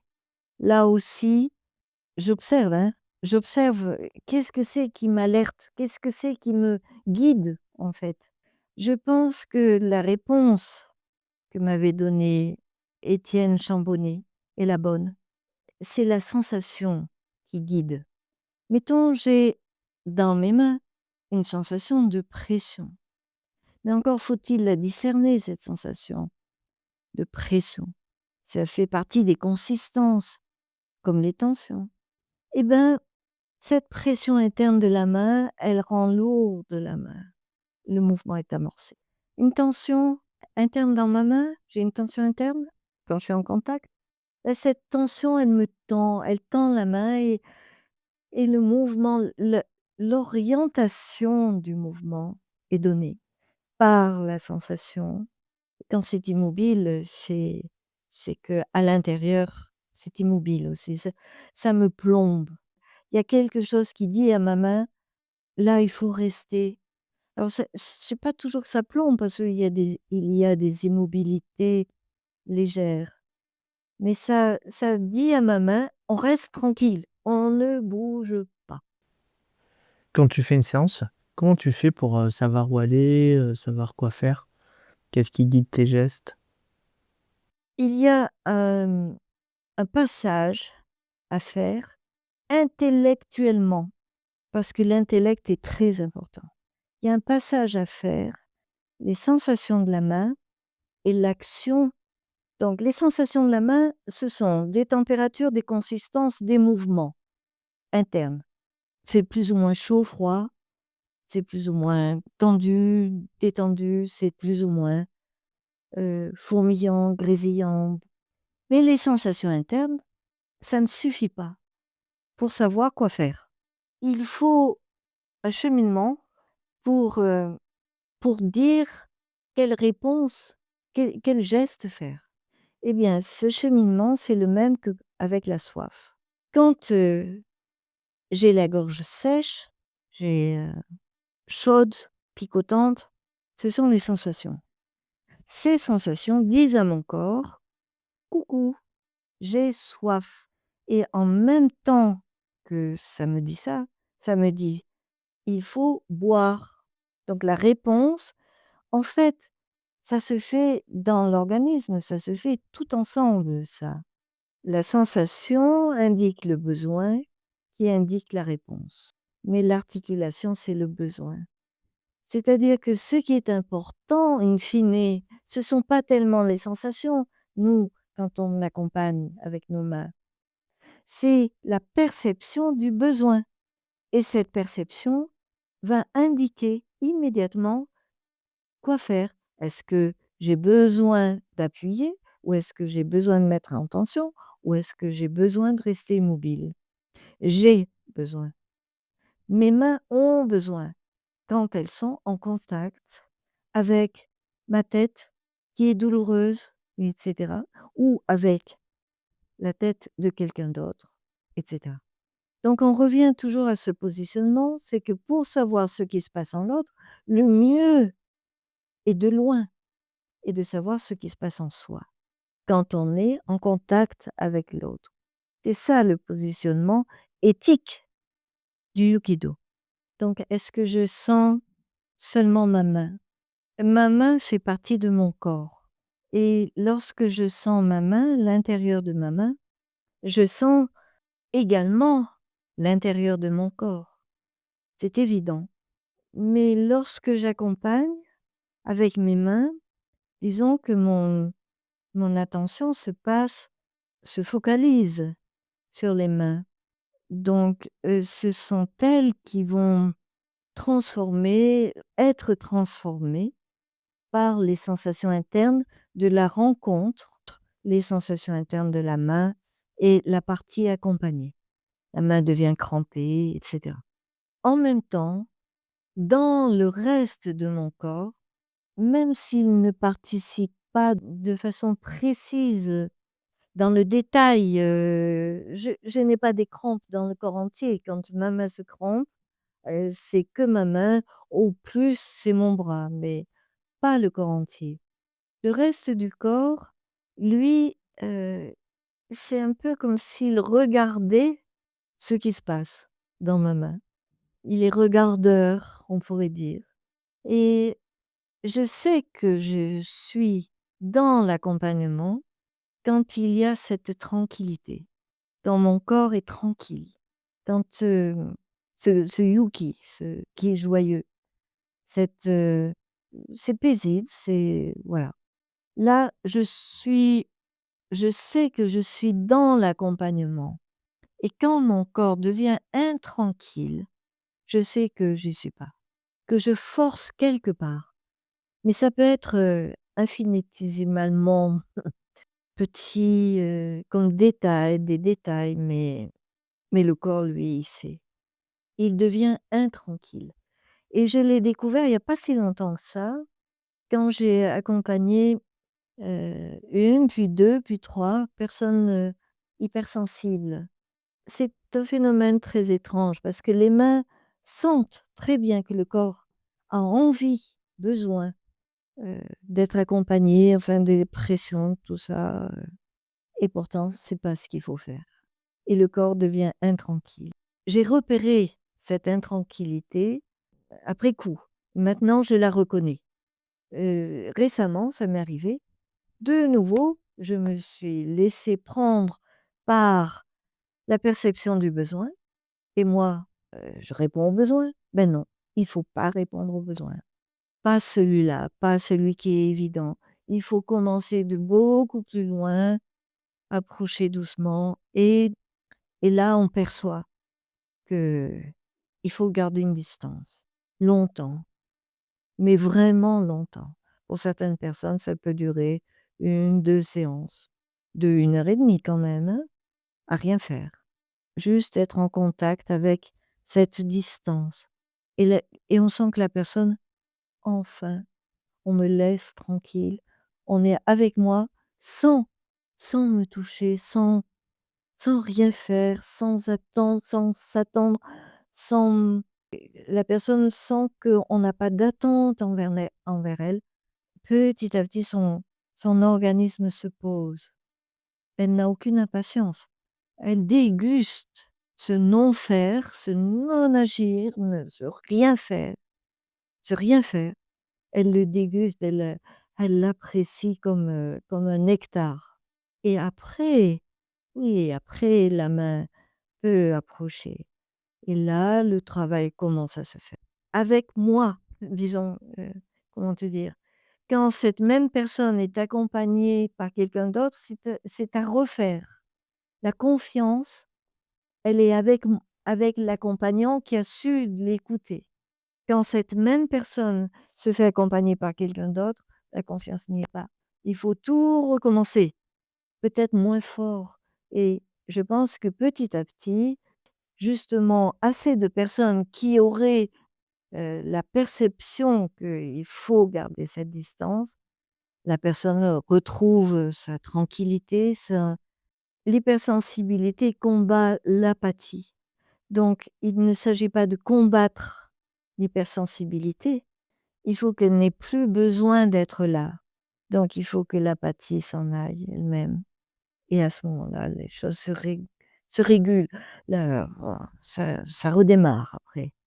Donc c'est pour ça qu'il faut utiliser toute notre intelligence. On n'en a jamais assez d'intelligence. Le mental, il faut se réconcilier avec ça et et vraiment aller dans utiliser son intelligence, c'est savoir observer et utiliser son esprit critique, c'est-à-dire en discernant les choses. Je me trompe, je fais une erreur, mais c'est parfait du moment que je sais que, eh ben, j'ai fait tel geste, j'ai cru que c'était ça qu'il fallait faire, ben non, c'est pas ça. Si l'accompagnement est inadéquat, est-ce que tu ressens quelque chose? Est-ce que tu ressens des alertes? effectivement, j'ai eu ces alertes. Avant d'avoir repéré l'intranquillité du corps, j'ai repéré les alertes. Les alertes, quand le geste est inadéquat, le corps proteste, mais le corps de l'accompagnant comme de l'accompagné, les 2 peuvent, s'ils y prêtent attention, percevoir les alertes. Alors ces alertes, pour beaucoup de gens, parmi nous là qui pratiquons le Yukido, pour beaucoup d'entre nous, c'est une sensation de nausée, une petite nausée, ou bien, les battements du cœur qui s'accélèrent, ou bien un chaud local qui est ajouté, qui n'y était pas, qui est ajouté, ou un froid local, et cetera. Il y en a 6 qu'on a dénombrés, mais il y en a peut-être d'autres. Mais enfin, pour l'instant, les 6 résistent. Il y a le vertige et puis les douleurs ajoutées. Si par exemple, j'accompagne avec mes mains une capsulite rétractile à l'épaule et que je sens le besoin de pression, mais que ma pression crée une douleur qui n'y était pas et qui, même au relâcher de la pression, continue, persiste, ça veut dire que ma pression, peut-être qu'il fallait en faire une, mais elle n'était peut-être pas dans la bonne direction, ou elle a été trop loin, elle était trop rapide ou trop lente. Pour un tout petit geste, il y a une infinité de possibilités. On fait jouer, le temps, l'espace et le poids. Un seul de ces éléments n'est pas ajusté, la pression, elle crée, des problèmes là où il y en avait déjà, mais enfin elle en crée en plus, quoi. C'est pour ça que c'est tellement complexe pour savoir, à quelle vitesse je dois exercer une pression, à quelle, dans quelle direction, jusqu'où aller, à quelle vitesse revenir, et cetera. Il y a tellement d'éléments qu'il n'y a qu'une manière de savoir, c'est par l'intuition, vérifiée par le retour, enfin, ce que je perçois de mon action. C'est-à-dire, l'action adéquate entraîne un retour dans l'organisme qui a produit cette action, pour savoir si elle est vraiment adéquate. Sinon, je m'illusionne complètement. Je pense avoir fait des miracles. Ah bah oui, mais Les alertes dans l'accompagnement, elles se manifestent comment? quand on accompagne, il y a des alertes que l'accompagnant peut sentir et surtout l'accompagner. Il faut être vigilant avec ça et on a développé ça dans le cadre des ateliers d'auto-apprentissage coopératif. C'est-à-dire qu'on a repéré tous ensemble quels étaient les signes disant que l'accompagnement était inadéquat. Le premier, c'est, le chaud ou le froid, local, ajouté. C'est un chaud et un froid que la personne n'avait pas et que tout d'un coup, localement, elle a et si on ne fait rien, elle peut garder ça plusieurs heures, voire un jour ou 2. Il y a aussi des battements du cœur qui s'accélèrent, par exemple, ou une nausée. Bon, ça dure pas, énormément, pourvu que la personne qui accompagne revienne une position plus neutre et arrête de faire un geste inadéquat.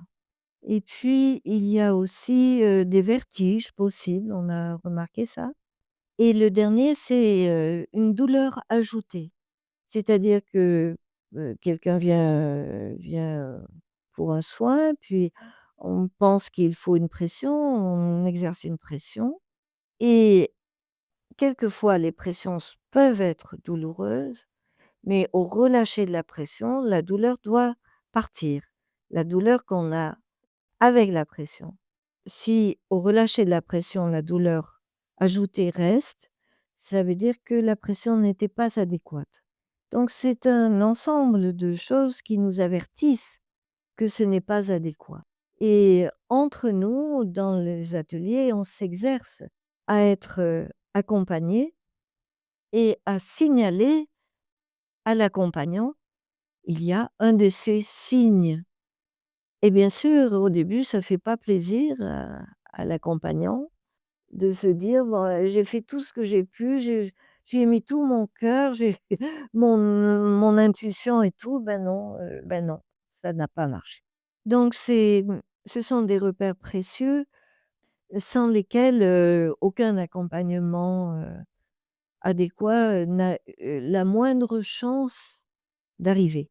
Ensuite, ça c'est le premier niveau, c'est le niveau, de base. Il faut déjà ne pas nuire. En premier, ne pas nuire. Mais ensuite, quand on progresse un peu et qu'on n'a plus ces alertes, il y a d'autres façons de savoir si l'accompagnement est adéquat ou pas. Disons que il est assez adéquat pour ne pas provoquer ces alertes, mais pas assez adéquat pour satisfaire vraiment le besoin. Et le deuxième niveau, c'est le niveau de l'adaptation. Il faut que la main soit adaptée à la partie accompagnée. Adaptée, ça veut dire qu'il ne soit pas perçue comme étrangère. C'est un toucher qui doit être familier, ni intrusif, ni trop lointain, quoi. Il faut quand même sentir quelque chose. Le toucher est adapté. Quand le toucher est adapté, ensuite, on peut entrer, dans, ce que nous on appelle le Kidoma. On a repris ça à partir du Seitai dans les arts, martiaux et les arts floraux aussi, les ikebana. On utilise ce terme Kidoma, c'est-à-dire il faut que le geste soit fait au bon moment, à la bonne intensité et au bon endroit. Donc quand nous approchons nos mains, savoir quel est le bon endroit, à quelle vitesse arriver, à quel moment aussi faire tel et tel geste. Tout ça, il faut s'exercer vraiment à, avoir le retour de l'accompagné parce que quand on est seul, on peut apprendre par soi-même en auto-accompagnement, mais c'est bien aussi, en accompagnant quelqu'un d'autre qui nous donne le retour. C'est délicat, de chez délicat, comme on dit. Mais on s'y exerce et petit à petit, la main s'adapte, le toucher devient adapté et il se fait au bon moment, au bon endroit, à la bonne vitesse. Et puis, ensuite, pour aller vraiment dans la précision, eh bien, le bon endroit, c'est-à-dire ça inclut la surface qui est concernée, ça inclut la direction du geste, ça inclut ce que nous on appelle le dva-pa-flot, c'est-à-dire, direction, enfin début, arrêt du mouvement. Quand est-ce que je démarre? Quand est-ce que j'arrête? Et cetera, et cetera. Donc, chaque élément du Kidoma, on l'a divisé en 3 en fait, pour atteindre un degré de précision qui est déjà assez, exigeant, mais qui va de toute manière jamais être assez précis. Il faut pas se faire d'illusions. On a des mains, même en étant très, très, avertis et très, entraînés, le geste est toujours infiniment trop grossier par rapport, à ce qu'il devrait être dans l'absolu.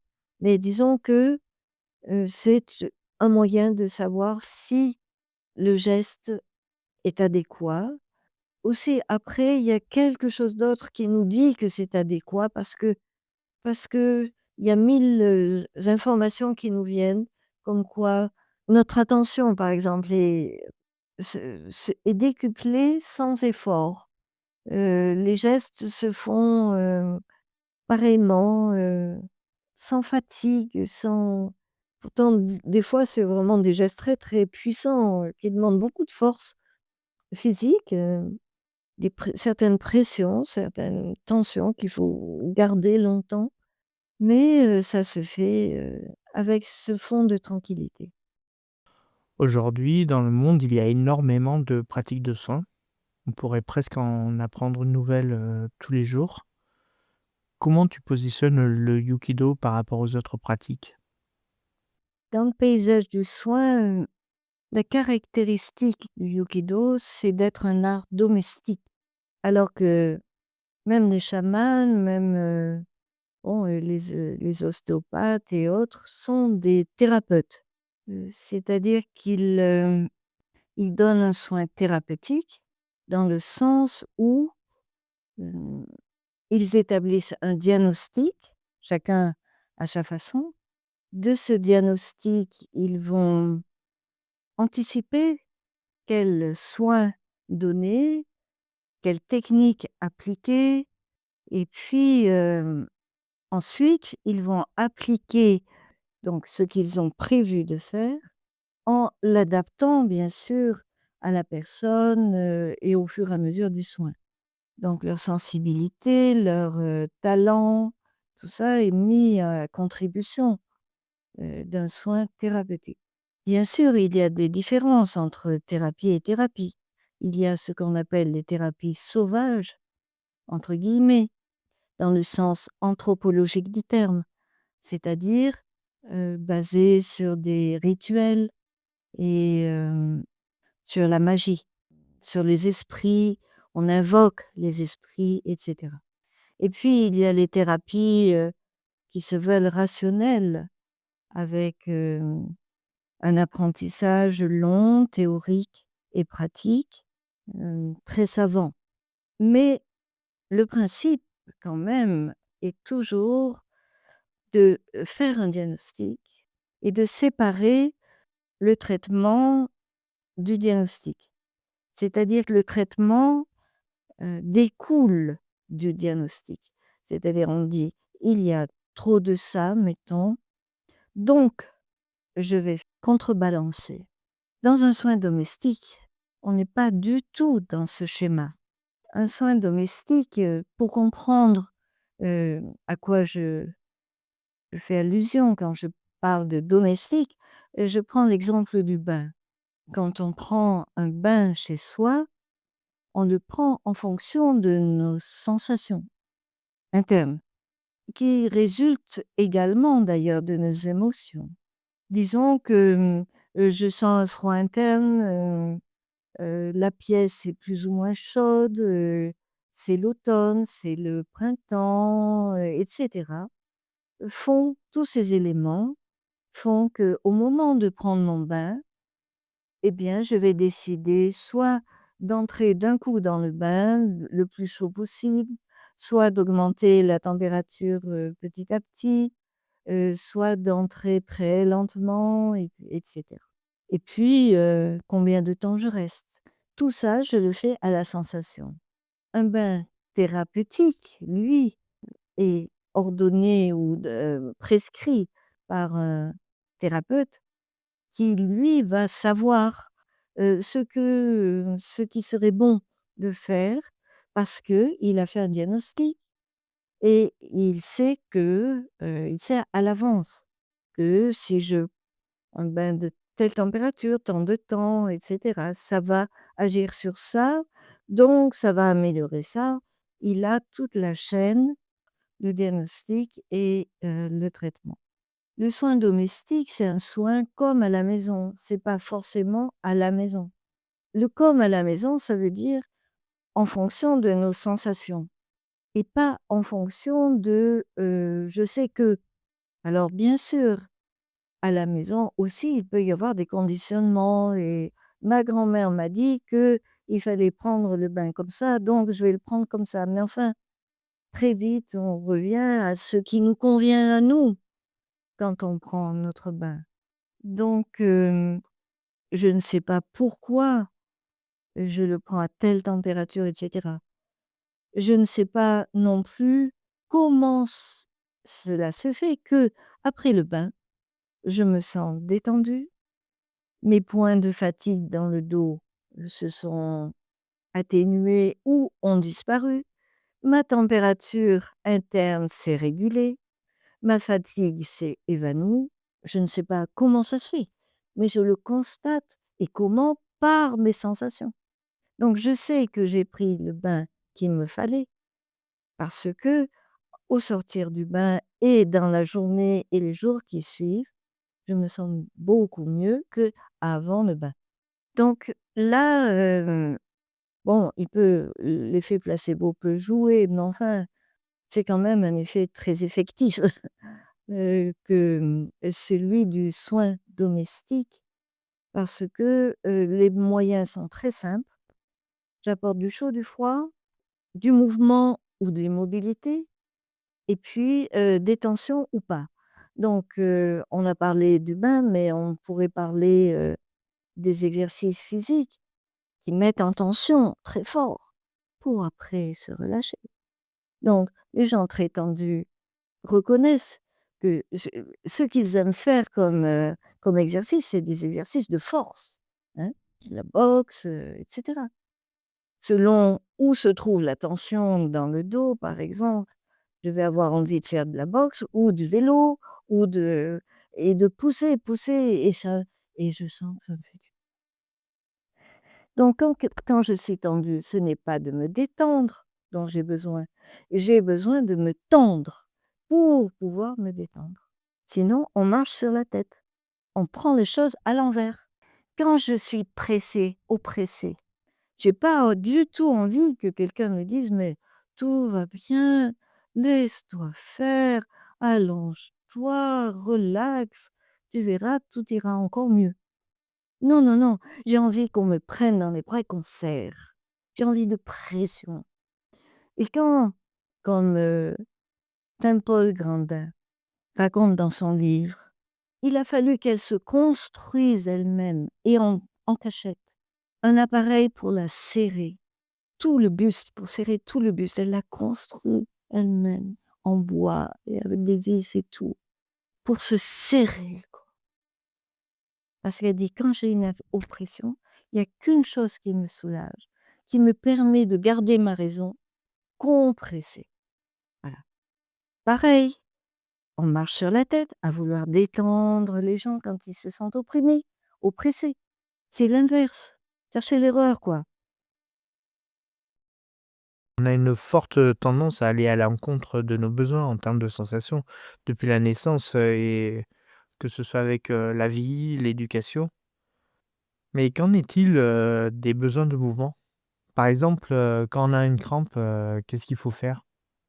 Tout dépend de l'intensité, de la crampe, mais on gagne à étendre, à tendre l'endroit où on a une crampe, à le à aller avec la crampe, en fait. On tend sur la crampe. Toujours est-il que, les crampes sont involontaires et elles ont une utilité. Dieu sait que c'est douloureux, ça peut être vraiment, quasiment insupportable, mais quand elles y sont, disons, il faut pas blâmer le corps parce que ça veut dire qu'il essaie de rétablir un équilibre aussi. Mais on peut aider le corps. Ça, c'est une chose, qui fait partie du soin domestique. C'est-à-dire qu'il ne s'agirait pas de dire: «Bon, bah, le corps, il a tout ce qu'il faut, en fait, en lui pour se tirer d'affaire, donc je ne fais rien». Ça, c'est pas un soin domestique, c'est non-assistance à personne en danger. Un soin, un soin domestique, c'est un soin, pour aider l'organisme à retrouver son équilibre. Donc on peut l'aider et tout ce qui marche, eh ben, c'est bon. Ça marche quand on va dans le sens du corps. Par exemple, je suis tendue des épaules comme ça, beaucoup d'enfants le sont et bah, oui, tous les adultes autour disent: «Mais enfin, détends-toi, détends tes épaules». Alors l'enfant, il détend ses épaules, puis effectivement, ça va mieux de 2 secondes. Dès qu'il y pense plus, ouf, les épaules sont remontées. Ça ne marche pas. Il y a pas de contre-exemple, hein. C'est-à-dire que volontairement, si j'essaie de me détendre, à la limite, c'est contre-productif parce que le corps a besoin de se tendre. S'il a mis une tension, c'est qu'il avait besoin. Donc, on va avec la tension musculaire, je parle la détention musculaire. On va avec la tension et puis ça se détend. C'est tout à fait différent. En général, on considère que la détente, c'est la norme. Par exemple, dès que quelqu'un est tendu, on va lui dire de se détendre. Et pourtant, si on écoute, les vrais besoins, peut-être qu'on devrait lui dire, «Ben, tends-toi». Disons que c'est un idéal d'être détendu, zen, bien dans sa peau, bien dans ses baskets. C'est un idéal, mais un idéal, le problème d'un idéal, c'est que justement, c'est un idéal et que, ça correspond pas à la réalité de ce qui se passe pour soi et que on bien sûr, on tend vers cet idéal, mais à vouloir, l'atteindre, heu, on reste sur place. Pourquoi? Parce qu'on ne part pas de ce qui est. On part de ce qu'on voudrait qu'il soit. Donc ça ne peut pas marcher, en fait. C'est légitime d'avoir cet idéal, mais il faut partir de là où on est, de comment on est et l'organisme exprime ses besoins, mais encore faut-il l'écouter. Quand mes épaules remontent, je l'écoute, mettons, eh bien, elles vont monter encore un peu plus. Je vais contracter ici, là et puis ça va me faire du bien ici parce que ça appuie sur cet endroit qui justement a besoin de pression. Donc à la fois je fais une mise en tension et une pression. C'est un petit miracle ce truc. Bon, je vais avec le besoin de tendre mes épaules, je réconforte toute ma nuque, je détends tout l'arrière du crâne et ici, ça s'ouvre, ça se calme. Pourquoi se priver de ça? Je me souviens, moi, étant enfant, j'avais oublié ce souvenir, mais en faisant l'éveil des sensations, l'éveil des muscles, hem, mes mes jambes se sont, comme ça mises en dedans et mes pieds, j'étais allongée, mes pieds sont venus comme ceci et le souvenir est venu que, quand j'étais enfant, je marchais les pieds en dedans. Chaque fois que je courais, évidemment, badaboum, je tombais et je me faisais mal aux genoux et je me faisais disputer de ne pas avoir mis mes pieds droits et on m'a fait faire de la danse classique pour avoir les pieds en dedans, en dehors. Bon, ça tombait bien, j'avais envie de danser. Mais enfin, heureusement, sinon, ça aurait été dur à passer la pilule quand même. Et donc à 40, berges, même peut-être plus, 50 ans, je me revois, je me remets en position, les pieds en dedans et de m'autoriser à avoir les pieds en dedans et ça a été, je sais pas moi, une révolution. De m'autoriser à avoir ce mouvement et quand on met les pieds en dedans, les ischions, hein, les os, les fesses s'écartent, le psychisme s'apaise, les tensions mentales se calment. Pieds en dedans, en exercice et après j'ai marché comme ça, les pieds en dedans, mais en étant consciente et sans courir, sans me mettre en danger et c'était un bonheur que, bah, qui m'a été refusé au départ et que j'ai incorporé. Je n'ai jamais pu marcher après les pieds en dedans, heu, dans l'enfance et jeune adulte. Donc c'est des bêtises. L'enfant marche, comme ça, on lui dit de marcher comme ça. Bah, il faudrait savoir pourquoi il marche comme ça. Quelle est la logique du corps? Il faut détendre le bassin et ça détend le mental. On parle souvent du mental dans les pratiques de soins alternatifs, mais selon toi, c'est quoi le mental? C'est beaucoup de choses. Enfin, quand on dit le mental de nos jours, on inclut, les pensées, mmh, on inclut probablement les émotions aussi, on les classe dans le mental. Les émotions des fois, enfin, il y a il y a beaucoup de difficultés à définir chacun de ces mots. Conscience, mental, et même volonté, donc moi je dirais que le psychisme, voilà, ça englobe tout ça. Le psychisme et le corps, voilà. Psychisme, corps, et les 2 faces d'une même pièce. Et que quand l'un flanche, ça c'est, Itsuo Tsuda qui le disait, quand l'un flanche, il faut le laisser tranquille, s'occuper de l'autre, renforcer l'autre et ça va aider. Donc en Yukido, on s'occupe du physique, du corps et et bien ça a une influence positive sur le psychisme, le mental. Le mental s'apaise, souvent on me dit, bon j'ai retrouvé le goût de prendre des décisions par exemple, j'ai retrouvé une cohérence, une cohésion quoi qui me permettent de d'agir et cetera. Donc et pourtant je me suis pas occupée du tout de ça. Je me suis occupée juste des sensations du corps, que me donnait le corps avec lequel j'agissais en miroir. Donc les émotions, je pense que celui qui en parle, très, très bien, c'est Antonio Damasio. Il faut lire Antonio Damasio, son dernier livre surtout, Sentir et savoir et il explique combien, du point de vue scientifique, les émotions sont incorporées, sont nous savons que nous avons telle et telle émotion à la sensation que cela nous procure dans le corps. Sans le corps, nous aurions aucune possibilité de savoir que nous avons une émotion. Ça dit bien les 2 faces d'une même pièce. C'est-à-dire, ça suffit pas de dire que le corps et l'esprit ne sont pas séparés. C'est oui, ils sont pas séparés, mais c'est pas non plus qu'ils sont reliés. Ils sont une seule et même chose, mais qu'on regarde d'un côté ou de l'autre.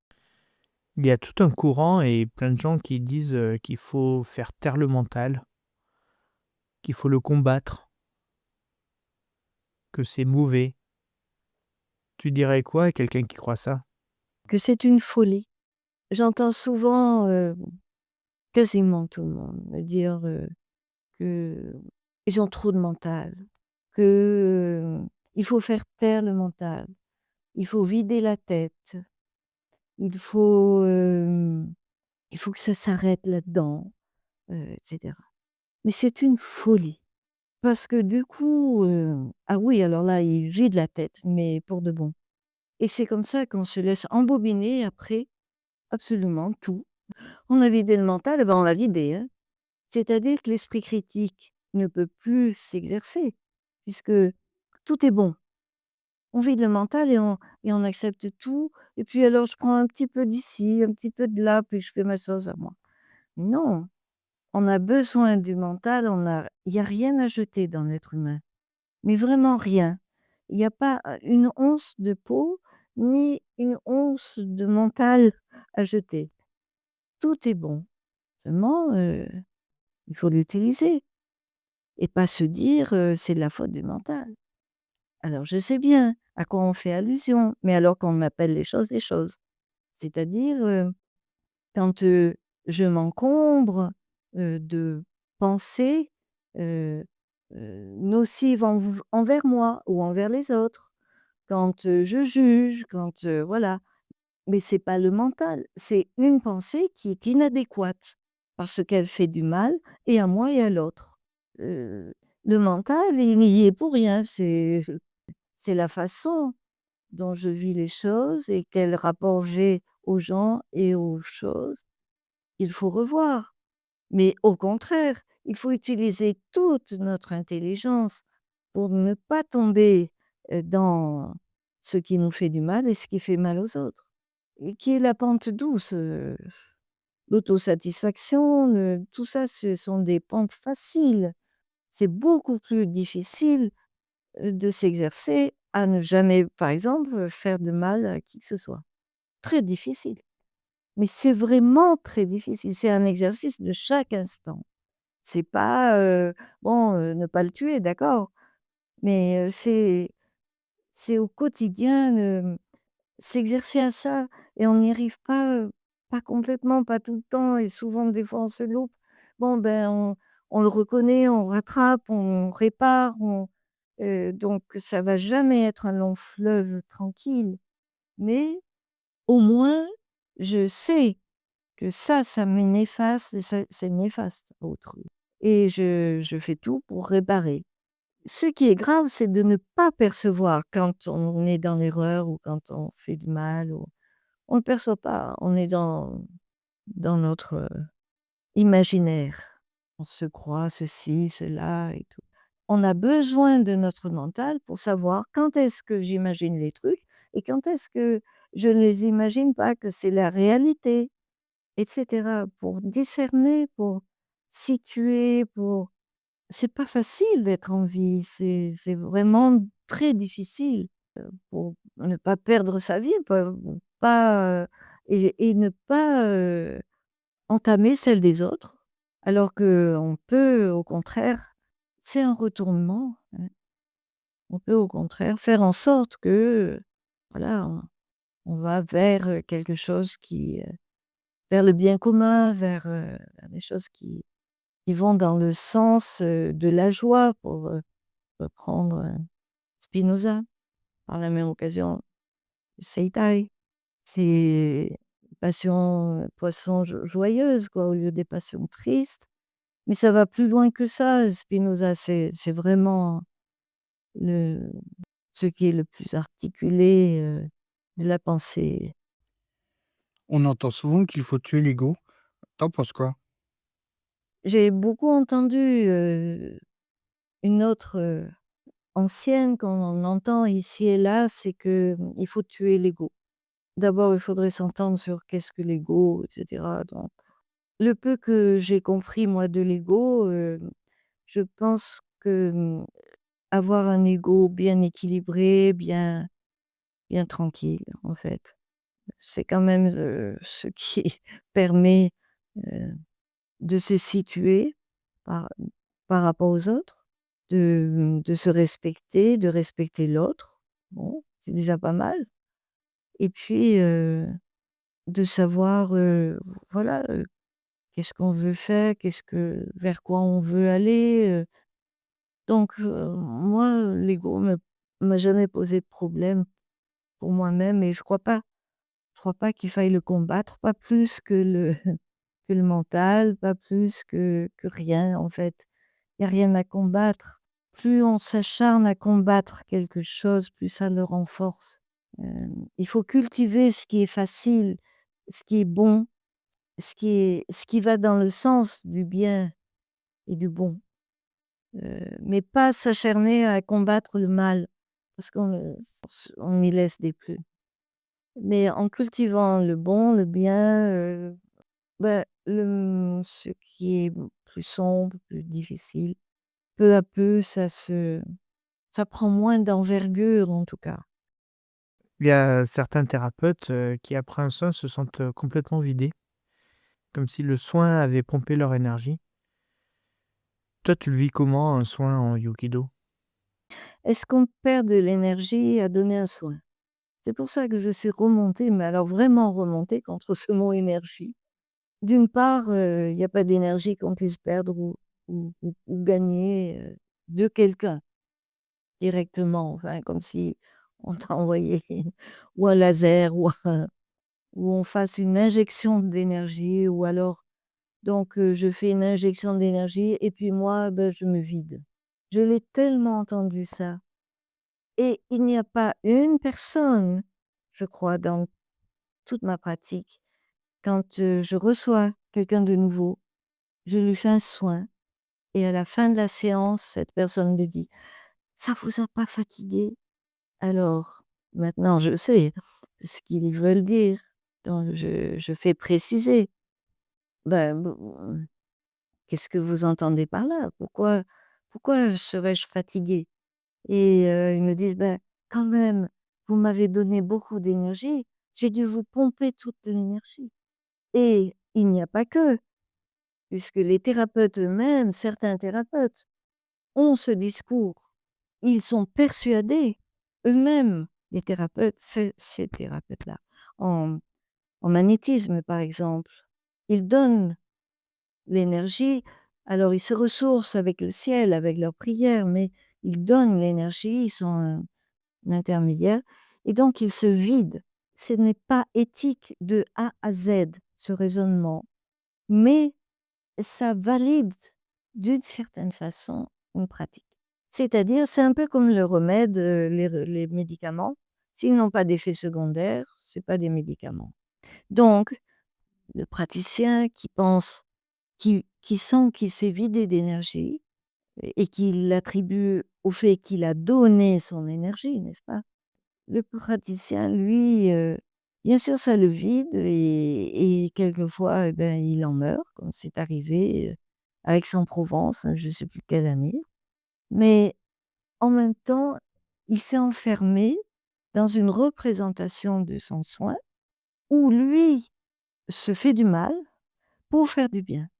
Et en faisant cela, il suggère à la personne que la personne est responsable, finalement, involontairement, inconsciemment, qu'elle ne peut pas faire autrement du mal qu'elle lui a fait. Où est l'éthique là-dedans? Incongrue et dommageable pour les 2. Pour le thérapeute qui pense donner son énergie, jusqu'à en manquer en fin de soins et puis pour, le soigné qui se dit: «Mince, je l'ai épuisé cet homme ou cette femme, puisqu'il me dit que, après un soin, il lui faut un temps pour se récupérer, il lui faut, c'est terrible». Alors ils ressentent ça parce qu'ils sont dans l'idée, la puissance des idées, la puissance des représentations. Ils sont dans l'idée que pour soigner l'autre, il faut lui donner sa propre énergie ou l'énergie qui vient du ciel, et cetera.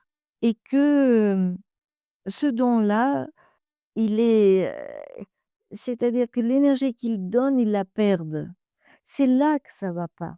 Bien sûr, ils somatisent en faisant cela, en imaginant qu'ils doivent donner de l'énergie, ils somatisent pour correspondre. Leur corps se met à l'unisson avec leurs pensées et ils se rendent réellement très, très mal. Hem et je connais mais même des masseurs m'ont dit cette chose, qu'ils adoraient, enfin 2 personnes que je connais m'ont dit, «Moi j'adore mon métier, mais je vais l'arrêter, hein». Parce que je fais mon massage, OK, mais alors je sors lessivée. Je n'en peux plus après les massages. Donc bien sûr que quelque chose ne va pas. C'est pas les massages qui sont en cause. C'est pas leurs pauvres mains qui font qu'ils sont mal à l'aise. À ton avis, les thérapeutes qui se sentent vidés, qu'est-ce qui fait qu'ils ressentent ça? Ces personnes ne sont pas du tout conscientes de ça, qui est tellement commun et qui vient de tellement loin que c'est rentré dans les mœurs, c'est de tout le monde aveuglément, se plie à ces injonctions qui les mettent en danger et qui culpabilisent le client. Il faut se rendre compte qu'il culpabilise d'avoir, pompé l'énergie du soignant. On fait rentrer, les 2 rentrent dans un raisonnement pervers à leurs dépens, sans réaliser du tout que ça ne va pas. Et d'où vient ce raisonnement? Alors j'ai réfléchi un bon moment. Je pense que l'origine de ça, elle vient de la magie, mais de la magie qui n'est pas assumée. C'est-à-dire, un magicien, lui, il est magicien, il sait. Le vrai magicien, le vrai, hein, les ceux qui ont eu une initiation, voilà, bon. Ceux qui utilisent la magie pour guérir autrui. En Afrique, en Inde, et dans le Berry, il y a des magiciens comme ça. Ils portent différents noms, des chamans ou autres. Donc, quand ils ont été initiés et qu'ils ont appris d'un maître, probablement qu'il y a des pare-feux à ce défaut de raisonnement et que culturellement, c'est pris en charge culturellement. Sinon, je pense, si ça avait été vraiment complètement nocif pour tout le monde, on aurait abandonné ce raisonnement. Mais quand des gens qui n'ont pas été initiés, qui font pas partie de ces cultures, se mettent à vouloir faire de la magie sans savoir même qu'ils en font, c'est là que ça ne va pas. Mesmer a été à la croisée des chemins. C'est-à-dire que Mesmer, il voulait lutter contre les magiciens, contre ses croyances, etc. Mais en fait, il les a renforcés pour des gens qui n'étaient pas magiciens. En parlant d'énergie, justement. Alors au début, c'était bien sûr l'énergie des métaux, tu sais, il faisait toucher, du cuivre, par exemple, et aujourd'hui encore, il y a des gens qui portent des bracelets en cuivre pour leur donner la bonne énergie. Mais après, ça a été, et ben, je te touche et puis je te donne mon énergie, et cetera. Et c'est ainsi qu'on est arrivé au magnétisme animal par, transposition avec, les métaux qui s'attiraient, les pôles magnétiques. Donc, il a sorti de la magie cette notion d'énergie, il l'a rendue aux non-magiciens, on pourrait dire, et ça a été une catastrophe à mon sens parce que quand on fait de la magie, autant en faire. Mais, en faire sans savoir qu'on en fait, ça va pas. Sans être, encadré, sans avoir des collègues, des, qui vont cadrer la chose, magicienne, la chose magique. C'est-à-dire magique, ça veut dire qui est relié à un monde supérieur et au un monde de l'au-delà, à des esprits, voilà, à des entités. C'est ça, hein, la magie dont je parle. Et pourquoi pas, je ne sais pas du tout, contre ça, c'est des cultures anciennes qui ont eu leur importance et qui perdurent, il y a pas de souci avec ça. Mais savoir qu'on en fait et donc prendre les précautions, prendre, pour soi-même et pour les autres. Le magicien, il y a un livre, magnifique, Les yeux de ma chèvre, d'un prêtre, qui a vécu en Afrique et à Douala et qui a été initié à la magie. Il raconte, ça très bien, le magicien, il est ostracisé, il ne fait pas partie de la communauté. Toby Nathan aussi, en parle beaucoup. Il le paie cher, mais sa vie est préservée. Il est il reçoit aussi beaucoup, heu et il ne meurt pas de sa magie. Il fait pas partie de la société, mais il a un statut très, très envié même. Donc voilà, culturellement, ça se tient, il y a des contre-pouvoirs, il y a tout ça. Mais quand on fait de la magie comme ça, sans même savoir qu'on en fait, bonjour.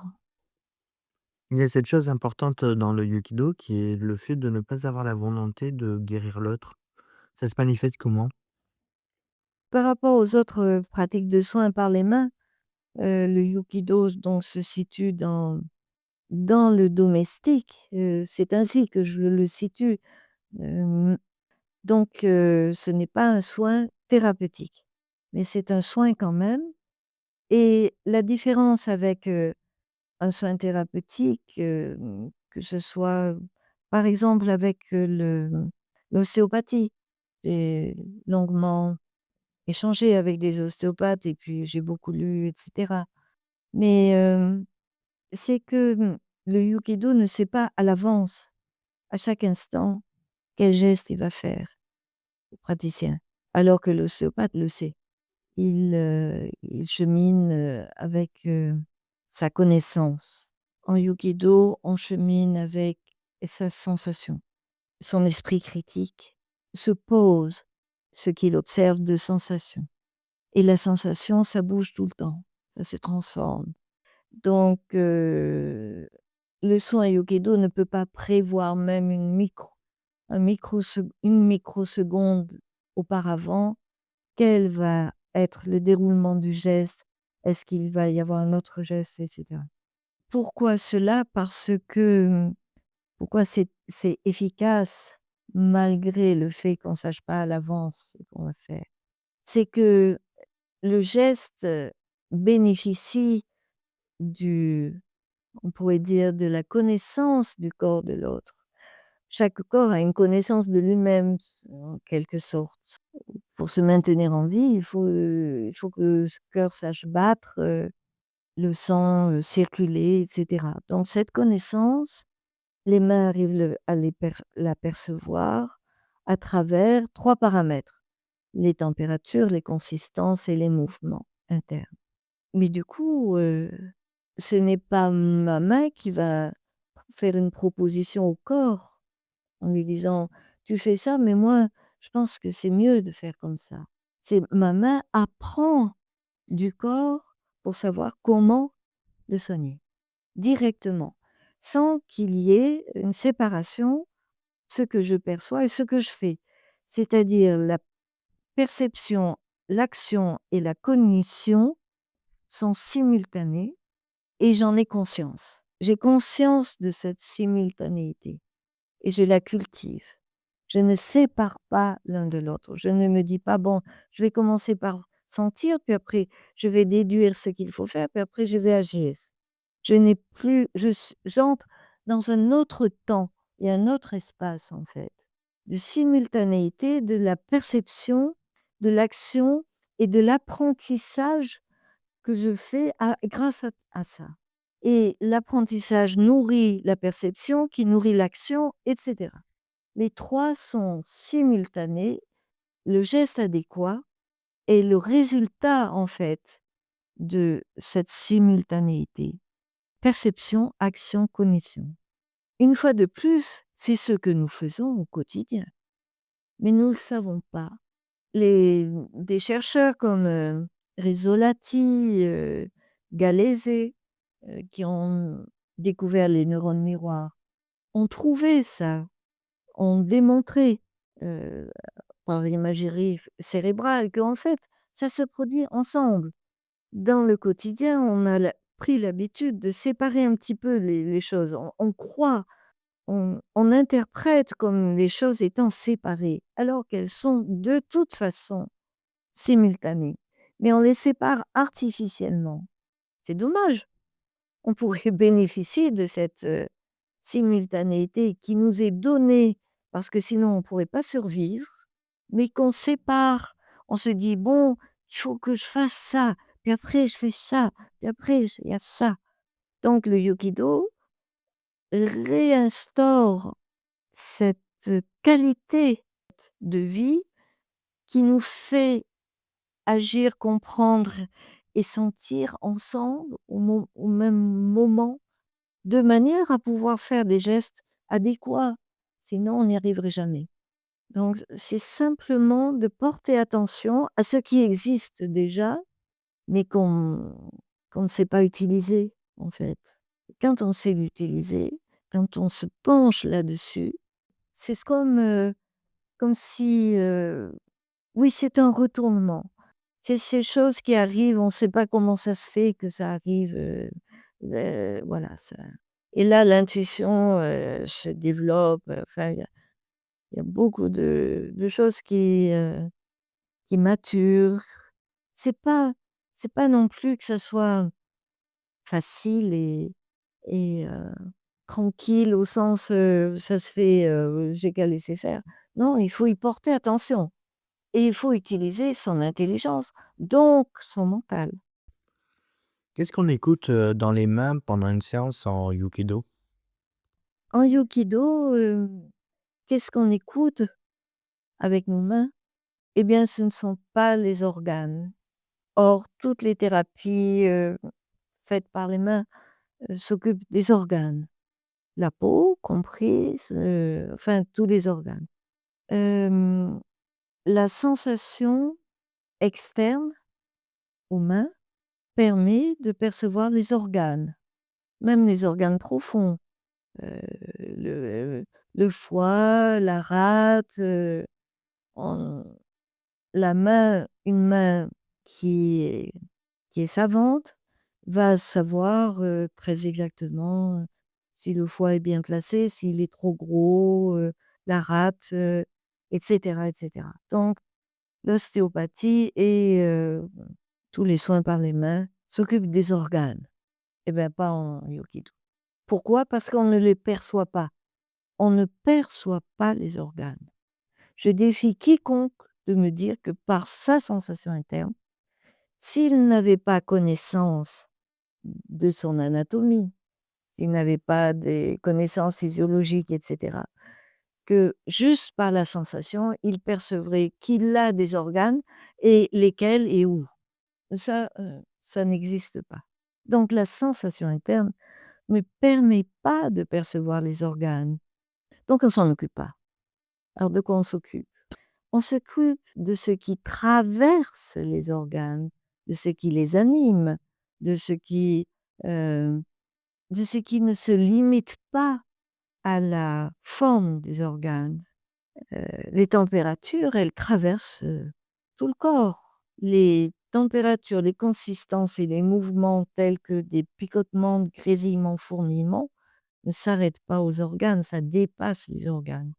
C'est la raison pour laquelle, quand nous approchons avec la main, à petite distance, on arrive très bien à sentir les sensations, certaines sensations. Il n'y a pas besoin forcément de toucher, mais on les sent. Celui qui a parlé du corps sans organes, c'est Antonin Artaud, le premier. C'est magnifique. Il faut écouter cet enregistrement d'Antonin Artaud, c'est inoubliable. Et donc Antonin Artaud a inspiré beaucoup de philosophes comme, Deleuze et Guattari, Zurabichvili, hem et qui se sont vraiment penchés sur la question. Et je pense qu'ils n'en ont pas fait de tour, malgré tout, malgré toute l'admiration que j'ai pour eux. Principalement parce qu'ils se sont laissés, à mon sens, influencer par le fait que, Antonin Artaud, prenait des drogues, psychédéliques et qu'il disait ça, le corps sans organes, ils ont relié ça à une mise en danger de la vie, psychique et in fine, physique, une mise en danger possible, associée au corps à cette notion de corps sans organes.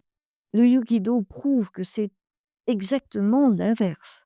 C'est-à-dire que si on ne s'intéresse pas aux organes, mais à ce qui les traverse en termes de température, consistance et mouvement, le psychisme s'apaise et le corps se rééquilibre. Le Yukido, on pourrait dire que il s'occupe du corps sans organes. Il s'occupe, c'est-à-dire il, communique avec le corps sans organes, très puissant, qui a un potentiel, encore à découvrir. On en connaît beaucoup, mais on sait un peu ce que peut le corps, mais in fine, quand même, je crois que, la phrase célèbre de Spinoza: «Nul ne sait ce que peut le corps», reste vraie. Et je pense même que le Yukido, en fait son principe de base. C'est-à-dire que probablement les scientifiques savent beaucoup mieux que moi ou quelqu'un qui fait du Yukido ce qu'est le corps, ce que peut le corps. Maintenant, on commence à savoir. Mais nous, avec nos mains, on est absolument ignorants de ce que peut le corps. C'est pour ça, se fier au langage du corps, apprendre de lui. Parce que nous, on est ignorants, mais le corps, lui, il sait. Lui, le corps, il est savant. Sinon, il serait pas en vie. Ça veut pas dire que quand on est mort, on n'est pas savant. Ça, c'est dans l'ordre des choses aussi, hein. Mais on a tout à apprendre du corps parce que on ne sait pas ce que peut le corps, mais le corps, lui, il le sait. Le corps, donc le psychisme, donc l'esprit. Donc oui, je pense que le Yukido pourrait écrire ça, se l'approprier, enfin on se l'approprie. Moi, je me l'approprie. Nul ne sait ce que peut le corps et donc j'ai tout à apprendre de lui.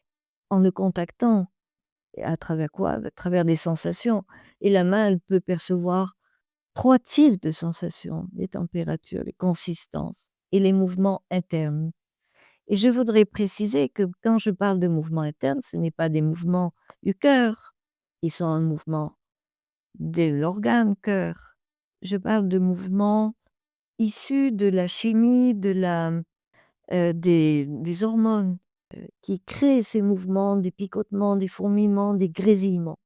Donc ce sont des mouvements internes, mais qui dépassent les organes, une fois de plus. Pendant une séance, tu as la possibilité de ressentir un flux nerveux? Voilà, c'est l'influx nerveux. Nous, avec un peu de facilité, ça me chagrine un peu, mais pour l'instant, j'ai pas trouvé de meilleurs mots, mais on parle aussi de flux, tu vois? De flux de température, flux de consistance, flux de mouvement, mais très lent par contre, pas l'influx nerveux extrêmement rapide. Mais quelque chose en tout cas qui chemine, qui est en transformation constante, c'est hallucinant. Le paysage que des mains peuvent percevoir, des paysages de sensations éblouissants, on en tombe des nues devant ce paysage, des sensations internes. Est-ce que tu as des exemples marquants de personnes que tu as accompagnées? Des exemples, bah, je peux parler d'un exemple très récent, d'une jeune fille, qui vient me voir avec sa maman et qui m'explique qu'elle est tombée, elle s'est cassée, la jambe et depuis, le lendemain, quand elle voulait écrire, au lieu d'écrire, elle est gauchère, au lieu d'écrire, normalement, elle s'est mise à écrire en ce qu'on dit en miroir. C'est pas le miroir exact, mais c'est-à-dire qu'au lieu de faire, les gestes dans un certain sens, elle les faisait dans l'autre. Elle faisait les les mêmes gestes, mais dans l'autre sens, chaque lettre. Alors moi, je fais ma séance et bon, elle m'avait dit qu'elle avait fait une chute et c'est assez rare, mais là, la chute est sortie d'emblée. Je l'ai perçue dans mes mains par le mouvement, par un mouvement de spirale au niveau de la tête, que j'attribue moi au fascia autour du cerveau, le fascia, de la boîte crânienne. Ça, c'est mes interprétations à moi, mon truc à moi. Toujours est-il que la la chute, qui n'avait pas donc été digérée à mon sens, puisqu'elle était sortie, enfin il y avait cette spirale, hop, la spirale revient sur ses pas, revient en place, les fascias se remettent. Le lendemain, elle n'a plus de mais le lendemain, le son écriture s'est remis à l'endroit. Elle avait des vertiges à la suite de cette chute qui datait d'1 mois ou peut-être 3 mois, il faudrait revoir mes notes, je sais plus. Mais c'était assez court, peut-être 1 mois. Elle avait des vertiges à la suite de cette chute, elle n'en a plus eu. À mon sens, c'est parce que les fascias se sont remis au niveau de la tête. Mais en plus, elle avait beaucoup d'autres choses qui, qui ont fait peut-être que cette chute a eu cette importance.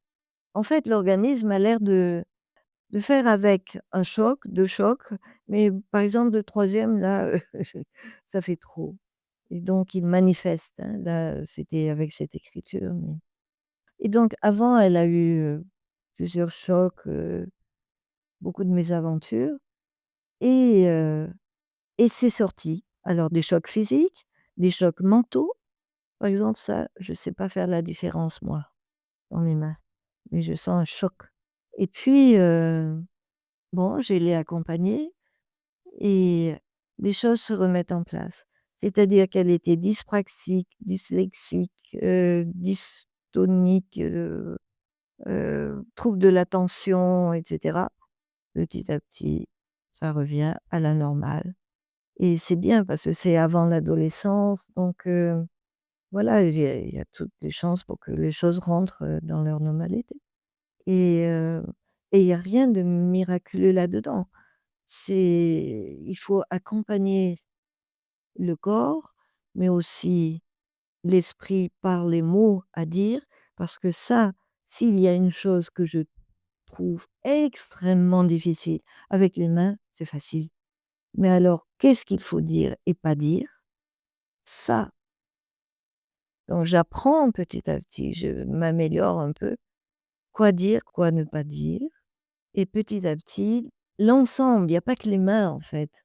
Bien sûr, il y a le rapport social aussi, parce que quand je mets mes mains, il y a pas de rapport social, mais avant, bien sûr, il y a un entretien social où on discute, qu'est-ce qui se passe? Pourquoi cette personne est venue? Elle me présente les choses.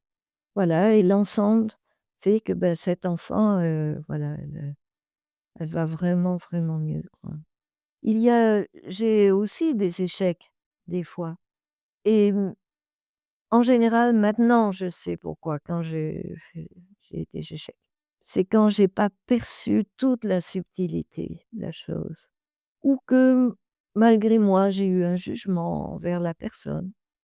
Ouais, les gens le sentent, mais à 1000 lieues. Ces choses-là font que on peut bien faire des miracles avec les mains, ça c'est rien, ça annihile tout. Voilà, avec les mains, je sais quand je me trompe et aussi avec le verbe, je perçois de mieux en mieux quand je me trompe. Donc je fais de moins en moins de faux pas, mais j'en fais toujours. Alors après, j'essaie de rétablir, hein et c'est toujours bien perçu. Et puis il y a des fois où je ne perçois pas et je comprends pas pourquoi je me suis trompée, mais je sais que je me suis trompée. Mais je sais pas, je comprends pas pourquoi. Donc j'ai encore beaucoup, beaucoup à apprendre, beaucoup à découvrir. Le Yukido est au tout début de son histoire.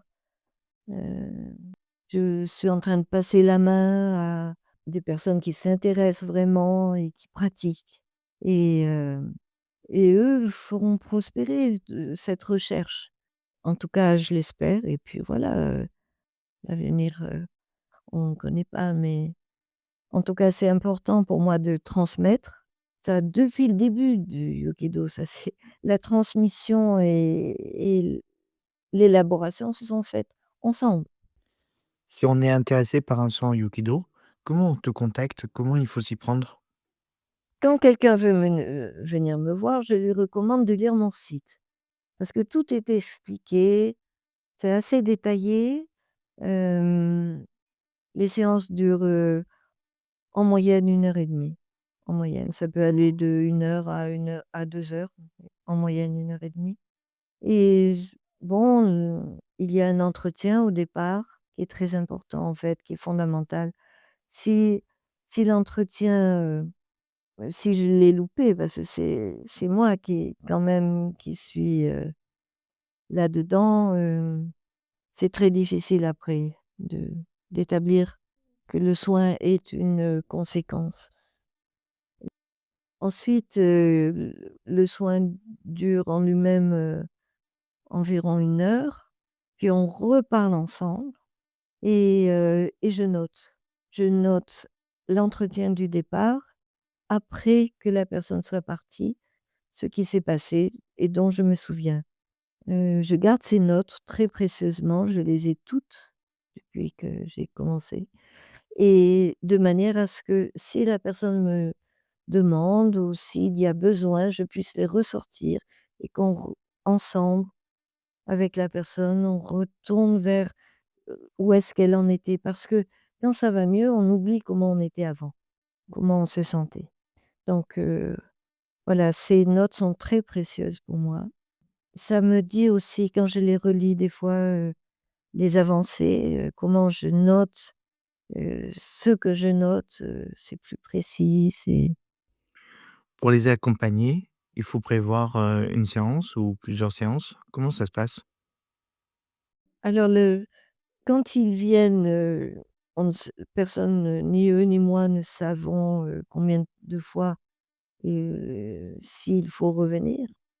Donc je recommande, de venir une fois déjà, de voir ensemble.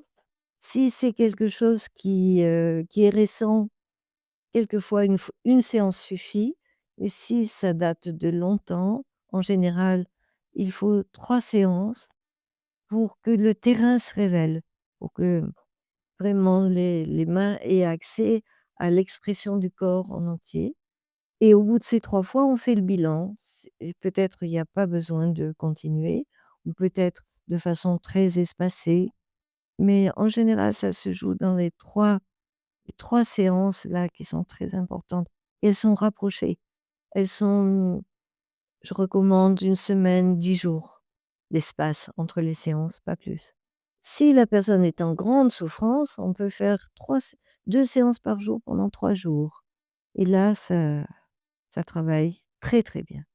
C'est-à-dire, petit à petit, ça travaille, une chose, puis l'autre, puis l'autre, puis l'autre. En 6 séances, il y a à chaque séance, quelque chose se passe de très très individuel. C'est comme si le corps savait qu'il va avoir tout ce temps, donc il choisit sa stratégie, en fait.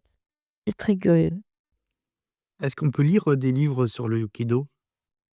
Quand le Yukido a commencé à se mettre en place, j'ai écrit sur le Yukido et donc là, j'ai écrit 3 livres, qui sont un peu différents les uns des autres. Le premier est plus sur, l'historique, on pourrait dire, du Yukido, d'où ça vient, quelles sont les grandes, lignes.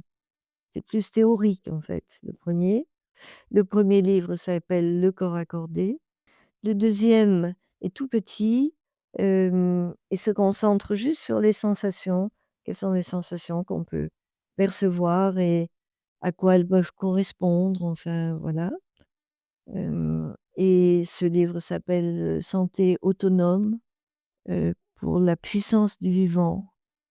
Et le troisième livre, c'est, l'art du soin par le toucher. Le Yukido comme art du soin par le toucher. De manière à replacer le Yukido parmi les arts du soin et puis, d'aller vraiment dans la pratique, dans les détails de la pratique, les tensions, les pressions exercées par la main, les immobilités, pourquoi, comment et cetera. Enfin, toutes, nos observations, mes observations pendant la pratique, bien sûr et puis, nos observations lorsqu'on est en atelier à plusieurs. On est, 8, 10, 12, selon les moments, mais à se pencher ensemble sur cette recherche. Le premier livre que tu as écrit s'appelle, Le corps accordé. Il parle de quoi? Le corps accordé parle, du yukido, d'où vient le yukido et quelles sont les spécificités du yukido par rapport à d'autres soins par les mains. Donc, j'explique comment ça s'est articulé entre le seitai, le reboutage, comment, les 2 se sont mariés et ont donné, à un moment donné, dans ma pratique, j'ai bien perçu que quelque chose naissait ou s'élaborait à partir de ces 2 racines, mais avec le Yukido a ses propres spécificités. Ce n'est ni totalement du reboutage, ni totalement du seitai. C'est pour ça que j'ai donné un nom, spécifique à ma pratique. Pourquoi tu as appelé ta pratique, Yukido? Yukido, ça veut dire, en japonais, la voix du ki joyeux. Yuki, yu c'est la joie, ki le ki, ce mot intraduisible en français qui est quand on dit énergie, on est à côté de la plaque, donc je garde le mot ki. Yuki, le ki joyeux et do, la voie, le chemin, cheminement. Pour moi, c'est assez souterrain comme voie, c'est avec des résurgences. C'est souterrain dans le sens que je me laisse guider, c'est-à-dire que j'agis en premier, je comprends ensuite qu'est-ce que j'ai fait. Donc c'est comme s'il y avait un courant souterrain qui me guidait, voilà, là ça va, je peux continuer ou on peut continuer, avec la manufacture Ryukido puisque c'est comme ça que j'appelle, cette école où on met ensemble nos esprits, nos sensations, nos émotions, nos recherches sur le Yukido. Si on veut venir te voir pour un soin, où est-ce que tu pratiques? Le Yukido, ma pratique du Yukido se passe au Mayon, chez moi, dans une pièce réservée à cet effet et où la personne, en général, voilà, est accueillie, c'est très peu, ressemblant au cabinet d'un médecin ou d'un ostéopathe ou d'un masseur. Je n'ai pas de table de massage, mais c'est un environnement adapté à ce que je fais, voilà et qui me convient aussi et donc c'est chez moi dans une pièce réservée, il y a la vie à côté qui se déroule et les gens, en général apprécient. C'est-à-dire, oui, c'est comme à la maison un petit peu, enfin, voilà, il y a ce côté, de contact, tout simplement humain, quoi. Est-ce qu'on peut apprendre le Yukido? Alors, pour apprendre le Yukido, d'abord savoir que, on le en fait, qu'on le sait déjà. C'est ce qui ressort beaucoup dans les apprentissages, c'est que c'est des choses qu'on sait, mais qu'on ne sait pas qu'on le sait. Hem, Lorsque on se fait mal, par exemple, immédiatement, on met nos mains. Il y a personne qui nous a dit: «Il faut mettre ta main dessus», tout de suite la main vient. Ben, en Yukido, c'est ça, plus, ben, on reste et on observe avec attention, avec discernement et avec esprit critique. C'est du quotidien renversé et on entre dans le processus. Au lieu de rester, juste spectateur, on observe, mais comme on agit en même temps, on est à la fois dedans et dehors, en dehors du processus. Pour avoir le recul, mais on est dedans parce que c'est l'action adéquate demande d'être immergé dedans. Comment on fait pour apprendre le Yukido? Pour apprendre le Aikido, donc d'abord savoir que on a tous en nous, ce potentiel et ensuite, le mieux est de commencer par être accompagné en Aikido. Pour apprendre le Aikido, la meilleure façon, le meilleur apprentissage du départ, c'est d'être soi-même accompagné pour qu'on sente qu'est-ce que ça fait? Qu'est-ce qui se passe?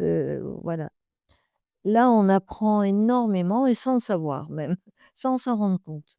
Et ensuite, eh bien, on fait un stage ou 2 de découverte, du Yukido. Alors, où on fait, je transmets à la fois, je propose des exercices de découverte, des sensations, pour les situer, pour, les nommer et cetera.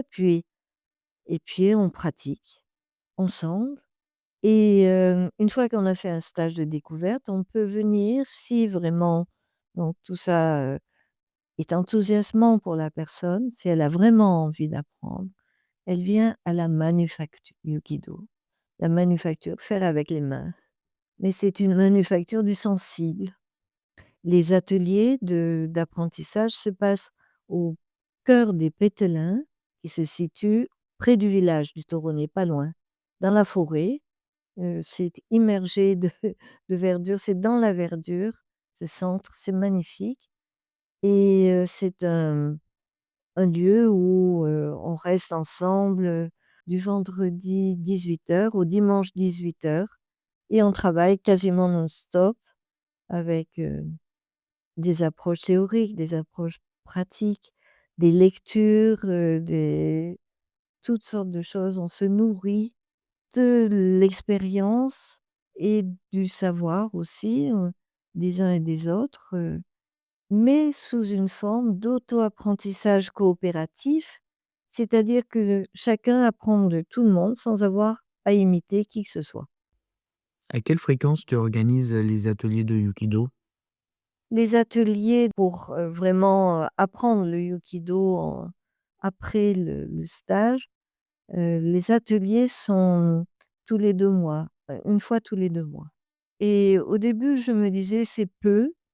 Bah, en fait, on a besoin de 2 mois pour digérer, pour, intégrer, pour que ça mature, Je n'ai aucune attente de qui que ce soit sur, est-ce que vous pratiquez ou pas? C'est pas, chacun fait à son rythme, mais en fait, c'est beaucoup plus efficace de ne pas avoir d'attente parce que les choses, quand elles viennent, elles sont mûres. Et je trouve que tous les élèves, enfin, si je peux les appeler des élèves, en tout cas des futurs praticiens de Yukido, apprennent, découvrent des choses, en en là maintenant c'est la 7e année, ce que moi j'ai mis, 50 ans, à découvrir. Donc il l'auto-apprentissage coopératif est fulgurant. C'est un D'abord, c'est le seul apprentissage possible en Yukido pour faire correspondre le fond et la forme, mais c'est d'une efficacité redoutable. C'est-à-dire qu'on apprend réellement en découvrant par soi-même, en communication avec les autres. Et qu'est-ce qu'on partage?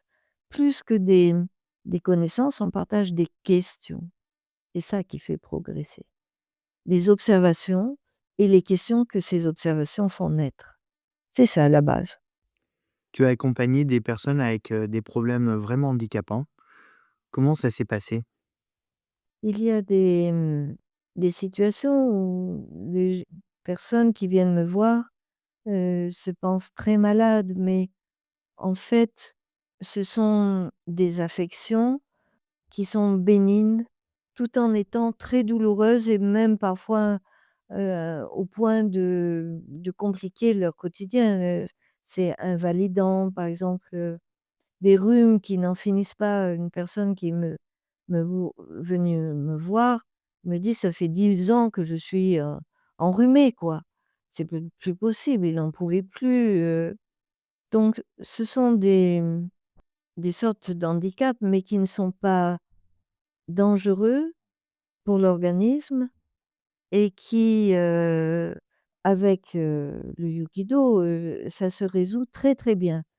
En 3 mois, son cette personne, n'a plus de rhume ou que très occasionnellement lorsqu'il avait dépassé la limite de sa fatigue. Donc, d'un rhume handicapant, c'est devenu un rhume normal qui signale qu'il faut se reposer un petit peu. Les sinusites, la grande majorité des maux de dos presque invalidants pour certains, partent en quelques séances, 2 3 séances, quand, les chutes, les chocs ont été, digérés par l'organisme parce qu'accompagnés avec les mains.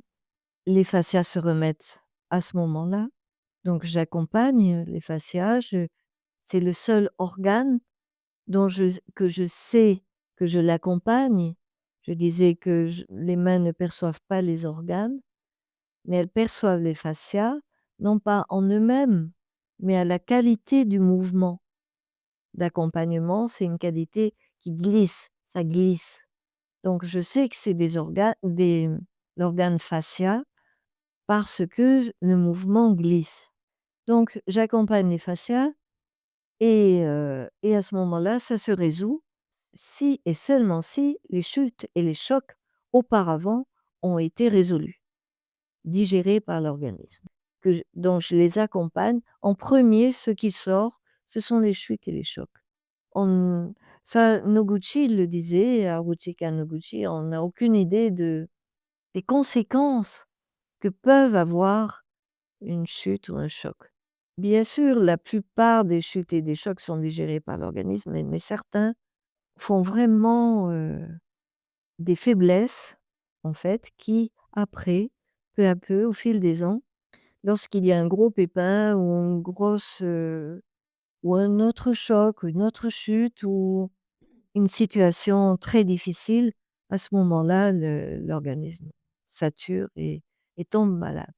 Voilà, mais donc en fait, je n'ai de bons résultats envers ce qui est finalement bénin. C'est-à-dire qu'il n'a pas atteint le stade où les capacités d'autorégulation du corps ont été entamées, comme avec le sida, comme avec le cancer.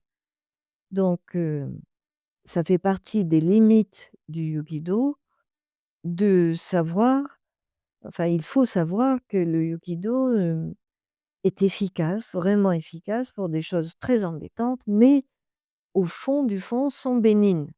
Après, entre le bénin et ce qui est dangereux, il y a, il y a un recouvrement, hein, entre l'un et l'autre. Il y a un recouvrement et il y a une zone où, c'est bénin, mais ça pourrait devenir dangereux. Et là, il n'y a que la médecine qui puisse, diagnostiquer au moment où ça risque, où ça commence à devenir dangereux. Avec des analyses de sang, on peut prévoir, un diabète qui va venir, par exemple, eh bien, les mains, elles peuvent pas percevoir ça. Les mains, en Yokido, ne peuvent percevoir que les efforts du corps pour aller mieux. Mais encore faut-il qu'il puisse faire ces efforts, donc qu'il soit encombré de choses bénignes, ça va. Je peux vraiment, par le Yogido, agir de façon très efficace, vraiment très efficace. Alors que, curieusement, les médicaments n'agissent que très mal ou très peu. C'est reconnu, les maladies, ou les affections, fonctionnelles, sont bénignes au fond, contrairement aux affections organiques. Donc ça, c'est pour, ce qui est de l'efficacité du Yukido. Elle est vraiment, plus efficace que les médicaments qui se révèlent inefficaces, disent les médecins eux-mêmes. Contre un rhume, on sait qu'il y a rien à faire, mais quand on soigne une sinusite, avec des médicaments, on empêche le processus de se faire. Moi, je soigne avec mes mains et la sinusite, elle passe. Sans médicaments, donc sans effet secondaire dans ce sens. Les tendinites, et cetera, on peut éviter les opérations si les choses sont prises quand même à temps. Bien sûr, il ne faut pas attendre le dernier moment, mais aux tendons, et cetera, on peut vraiment récupérer en remettant les fascias et cetera. Là où j'ai eu vraiment, une grande et heureuse surprise, c'était vis-à-vis d'une personne qui avait des TOC très sévères, depuis l'âge de 10 ans, je crois, et moi, quand il est venu me voir, il avait 16 ans et ça l'empêchait de faire des études et parce qu'il ne pouvait pas se lever, par exemple, avant d'avoir, rêvé l'antidote de son cauchemar.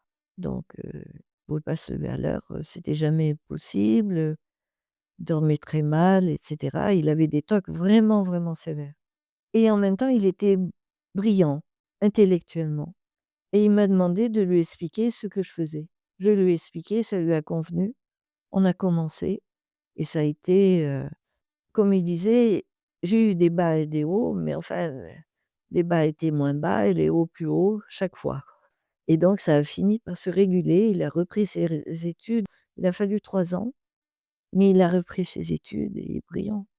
Et c'était en accord avec son médecin, son psychiatre.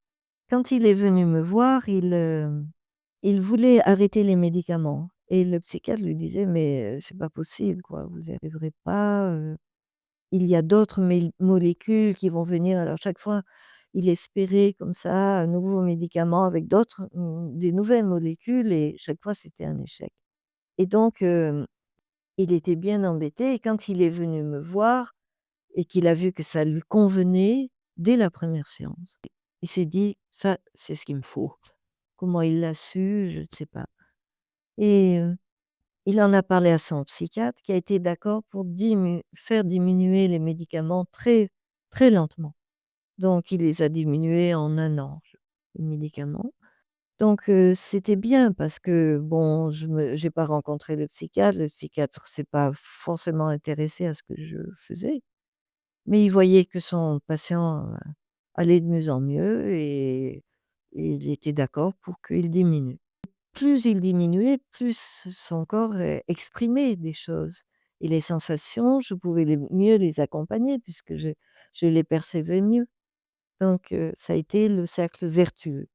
Donc respecter le traitement, faire les choses de concert quand il y a un traitement lourd comme ça, il faut faire les choses de concert avec le médecin et petit à petit revenir, quand c'est possible, à, pas de médicaments. Parce que c'est handicapant les TOC, mais ce n'est pas en soi-même, ce n'est pas une maladie au sens, ça ne fait pas dégénérer quelque chose dans le corps et dans l'esprit d'ailleurs. C'est une protection.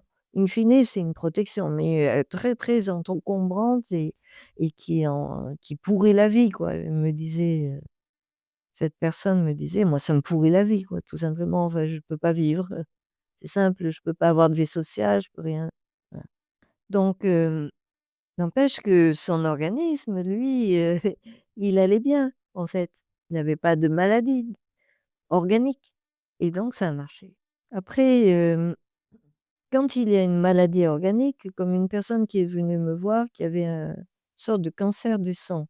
C'est quand on fabrique, trop de globules rouges. C'est pas dangereux au départ parce qu'on peut faire des ponctions de sang. On retire du sang et ça ré et au début, cette personne, venait, me voir, quand elle est venue me voir au début, elle, faisait une ponction tous les mois pour réguler, son sang et je l'ai accompagnée et au bout de 3 mois, le médecin lui a dit: «Mais qu'est-ce que vous avez fait?» Enfin, et non, et là ça va, on va espacer et ils ont espacé, jusqu'à 3 mois d'espace, et ça a tenu. Bon là, je j'ai plus de nouvelles depuis, pas mal de temps, parce que c'était ancien, c'était au début de ma pratique. Mais mais ça a tenu et il avait aussi une phobie, c'est de conduire, sur l'autoroute avec une voiture qui aille vite et sur l'autoroute. Or, il avait une voiture qui veut aller vite et le trajet pour venir jusqu'à chez moi, c'était l'autoroute. C'était pas facile. Cette phobie est partie avec l'accompagnement. Allez hop. Voilà, ça c'est des cas très heureux. Après, il y a beaucoup de cas où la personne va mieux, puis je le sais pas. Alors, 10 ans après, soit elle vient me voir, soit elle me téléphone, soit pour, reprendre contact, tout ça, puis me dire. Et puis quelques échecs, comme j'ai dit, où ça n'a rien fait. Ça a pas fait de mal, mais ça a rien fait. Est-ce que tu peux faire quelque chose pour les personnes qui ont de fortes migraines? Mais les migraines, quand je donne des soins pour des migraines, j'indique à la personne aussi comment prendre soin d'elle. Déjà, comment elle peut elle-même, s'accompagner avec ses mains et puis, comment le fait de se reposer une fois que la migraine est passée, ceux qui le font, ils en sont tout de suite, ils reconnaissent tout de suite. Enfin, c'est incroyable quoi, la différence que ça fait. Alors on a tendance à faire l'inverse. On a perdu, mettons, «perdu» entre guillemets, on n'a pas pu travailler pendant 3 jours. Donc dès que la migraine est finie, hop, on fait le double de travail. Donc le corps on épuise le corps à faire ça. Quand il a travaillé, travaillé, il faut se reposer après. Et d'ailleurs, c'est délicieux. On n'a plus mal et on se laisse aller. On sent une fatigue sortir du corps. On se sent fatigué, fatigué pendant 2, 3 jours au début. Les premières fois où on se repose après une migraine, c'est hallucinant de besoin de repos, de sommeil également. Il faut prévenir, l'entourage, leur dire, les rassurer parce que souvent l'entourage s'inquiète dès qu'on se met au lit, alors que là, c'est vraiment tout bonus. Prévenir l'entourage et demander à ce que les repas soient faits, qu'on ait juste à aller aux toilettes, manger et se doucher une fois le matin, basta. Le reste du temps, on se repose. Comment le Yukido peut aider des personnes qui ont des migraines chroniques? Quand quelqu'un a une migraine chronique, je l'accompagne, avec mes mains. Je lui explique aussi en quoi la migraine n'est pas son ennemi, mais aide son corps à, grosso modo, à évacuer certaines toxines et tensions du cerveau. Hem, Ça, je le tiens, des médecins, donc c'est pas moi qui l'ai inventé. Et donc d'aller avec la migraine, c'est-à-dire ne pas prendre de cachet, ça resserre les capillaires, les antidouleurs resserrent les capillaires et alors on a plus mal à la tête, mais du coup, le travail du corps n'a pas pu se faire. Je les accompagne avec mes mains pendant une séance, mais après, eux-mêmes, quand ils ont la migraine, je leur demande de faire attention aux 3 choses: les températures, les consistances, les mouvements. Et ils peuvent ainsi accompagner leur migraine en faisant premièrement attention: «Est-ce que j'ai besoin de chaud ou de froid et où?» Et en général, on a besoin de chaud, contrairement à ce qu'on pense, là où on a mal. Alors qu'on a trop chaud là où on a mal, on se dit: «Il faudrait un gant frais là où j'ai» tout ça. Sur le moment ça va bien, mais après c'est pire. On met du chaud, ah, ça va. Ou alors on trempe la main du côté où on a la migraine, on la trempe dans l'eau chaude et ça c'est les températures. Les consistances, est-ce que j'ai besoin de me tendre ou de me détendre? En général, je suis détendue quand j'ai une migraine. C'est complètement comme ça. Et ben, je me détends et j'en profite pour ne rien faire et me détendre et très peu bouger. Est-ce que tu as accompagné des personnes qui avaient des migraines chroniques? Il y a 2-3 personnes qui avaient des migraines chroniques qui n'en ont plus, quoi, et sans médicaments. Parce que le problème des médicaments, c'est que d'abord on s'accoutume. Ce sont des Ça dépend des médicaments en question, mais ça crée une dépendance aux médicaments et sans compter les autres effets secondaires.